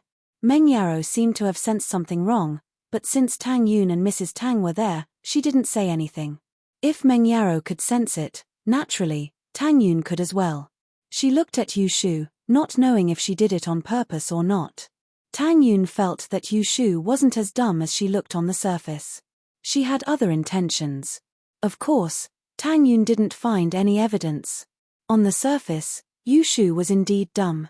Oh, okay, I'll do it. Lin Yi pretended that he didn't hear it and said. Mrs. Tang's mind wasn't on this. Her attention was on the 1 million, and she didn't have the heart to listen to anything else. Qibing, Cihua, and Su Jiaonang were the same. Their attention was on keeping Lin Yi's group steady so that Zhong Yuchu would have enough time. All right, Zhao Qibing, don't increase it by 1 million. Tell me your bottom line. Lin Yi didn't know what Qibing was playing at, so he didn't know what his bottom line was. Until now, Lin Yi still couldn't understand why Qibing called him here. Was it just compensation for Tang Yun's family? Lin Yi didn't believe it, unless Qibing, Cihua, and Jiaonang were stupid as well. Moreover, Zhao Qibing easily increased the compensation price from 2 million to 3 million, so it seemed like this number could still be increased. 5 million, this is my bottom line, Qibing said, but I have a request. What request? Lin Yi frowned. Was this the reason why they called him here? Chapter 767. A check for 5 million not interfering with the relocation of the slums? Lin Yi didn't think that Zhao Qibing would go through so much trouble just because of this. If Zhao Qibing was afraid that he would ruin his plan, it was possible that he would use money to convince him. Seeing Lin Yi's expression, Zhao Qibing was proud of himself. He had planned this for a long time. If he only gave Lin Yi benefits, then Lin Yi would definitely be suspicious. Wouldn't he be an idiot if he gave him benefits after his leg was broken? While he gave him the money, he also made this request, so everything seemed reasonable. He wanted to demolish the slums, and Lin Yi was the biggest threat. He was afraid that Lin Yi would interfere with the relocation of the slums, so he gave him such a generous compensation. This way, it was equivalent to him showing his weakness. He just wanted to keep his face, so he gave him the money in the name of compensation. This way, Lin Yi wouldn't suspect his ulterior motives. Otherwise, no one would be an idiot. How could he break his leg, collapse his building, and pay 3 million in medical fees, and then pay another few million in compensation? Wouldn't he be an idiot? Zhao Qibing's condition really put Lin Yi in a difficult position. Logically speaking, the relocation of the slums had nothing to do with him. Lin Yi wasn't someone who liked to meddle in other people's business, but the problem was, would Tang Yun let him? So Lin Yi looked at Tang Yun. Tang Yun was actually in a difficult position. If possible, she wanted Lin Yi to take care of the poor people in the slums. If she didn't meet Lin Yi, her family would probably be the same as them. Maybe Zhao Qibing would take a liking to her, and it would be even worse. However, although Tang Yun thought that way, she couldn't do it. No matter how strong Lin Yi was, he couldn't take care of everything, could he? There were so many injustices in the world, how could Lin Yi manage them all? Besides, Zhao Qibing had made it very clear that if there were neighbors that he had a good relationship with, he could help them personally. This had nothing to do with the demolition. However, even if Tang Yun took out the 5 million, there were so many residents in the slums. Each family would only get a few thousand yuan. It was a drop in the bucket. So, Tang Yun hesitated. Mrs. Tang didn't care. What did others have to do with her? If other people were poor and couldn't get compensation, it was because they didn't have the ability. If they didn't have a son-in-law like Lin Yi, who could they blame? They could only blame their daughters for being useless. When her man was bedridden at home, she didn't see anyone give her family money or help her find connections. Although Shanty Town was basically poor, it was impossible for everyone to have no connections. If Tang Juqing could find someone to intercede on his behalf, he wouldn't be unable to get a penny. At the same time, there was another resident in the slums who also worked in the electronics factory. He also scalded his feet due to work injury. He used his connections and paid more than 10,000 yuan. At that time, Mrs. Tang went to their door to ask for help, but that family didn't want to implicate them, so they didn't even open the door. So, Mrs. Tang thought to herself, I don't care if you live or die. I'll take my money and live in my big house. However, although Mrs. Tang thought so, with Lin Yi there, she couldn't make the decision. She could only look at Lin Yi. Oh, okay. Lin Yi saw that Tang Yun didn't say anything. It was obvious that he had the initiative in his hands, but for the slums, the compensation shouldn't be too low. Try to implement it according to the standard. This was the last thing Lin Yi could do. Lin Yi had tried his best to do this. After all, no matter how powerful Lin Yi was, he couldn't force Zhao Qibing to give 5 million to each family, right? He wouldn't be able to earn money then. He would lose money in a few days. I'll think about it, Zhao Qibing nodded. Zhao Qibing nodded. No matter what, he agreed to Lin Yi's request first. If Lin Yi died later, he wouldn't have to carry out the mission anymore. Okay, when will you give me the money? Lin Yi nodded. Oh, I'll get someone to write a 5 million check and send it over, Zhao Qibing said. Isn't it faster to transfer money? Lin Yi frowned slightly. Transfer money. It's like this, our company's account has a monthly transfer limit. Didn't I just transfer you 3 million? So if you transfer another 5 million, it would exceed the limit. Zhao Qibing had already thought of an answer and said calmly, oh, then get someone to send it over. Although Lin Yi was suspicious of Zhao Qibing's intentions, he still nodded. Okay, I'll make a call now, Zhao Qibing said and gave Zihua a look. Zihua understood immediately. He took out his phone and called Zhong Yuzhou. Hello, Zhong Yuzhou? Where are you? Zihua stood up and walked to the window purposely so that Lin Yi and the others couldn't hear his voice on the phone. Zihua bro, don't worry. I'm in a very safe place, Zhong Yuzhou said. The bomb has been installed. As soon as Lin Yi starts the car, the timer will start. Oh, then prepare a 5 million check for me right now, Zihua said. Okay, I'll go now, Zhong Yuzhou said. In fact, this call was for Zihua to confirm whether the bomb was installed or not. As for the check, it was just a random excuse. After a while, Zhong Yuzhou knocked on the door and walked in. He placed a check in front of Zhao Qibing. Master Bing, the check is ready. Okay, let me see. Zhao Qibing looked at the amount on the check. After making sure that there were no problems, he signed his name on it. He then passed it to Lin Yi. You can make a call to confirm the validity of the check. Lin Yi nodded and took the check. He called the bank and made sure that the check could be cashed before giving it back to Mrs. Tang. Zhao Qibing's attitude today was very strange. Lin Yi had to be more careful. As for what Zhao Qibing said about not letting him interfere with the slums, Lin Yi felt that it was a bit unreliable. In fact, from the start of the demolition until now, Lin Yi was only helping Tang Yun's family. As for the others, Lin Yi didn't interfere at all. With that, today's negotiation ended smoothly. Zhao Qibing didn't ask Lin Yi and the others to stay. He turned to Cihua. Cihua, go send Lin Yi and Miss Wang's family off.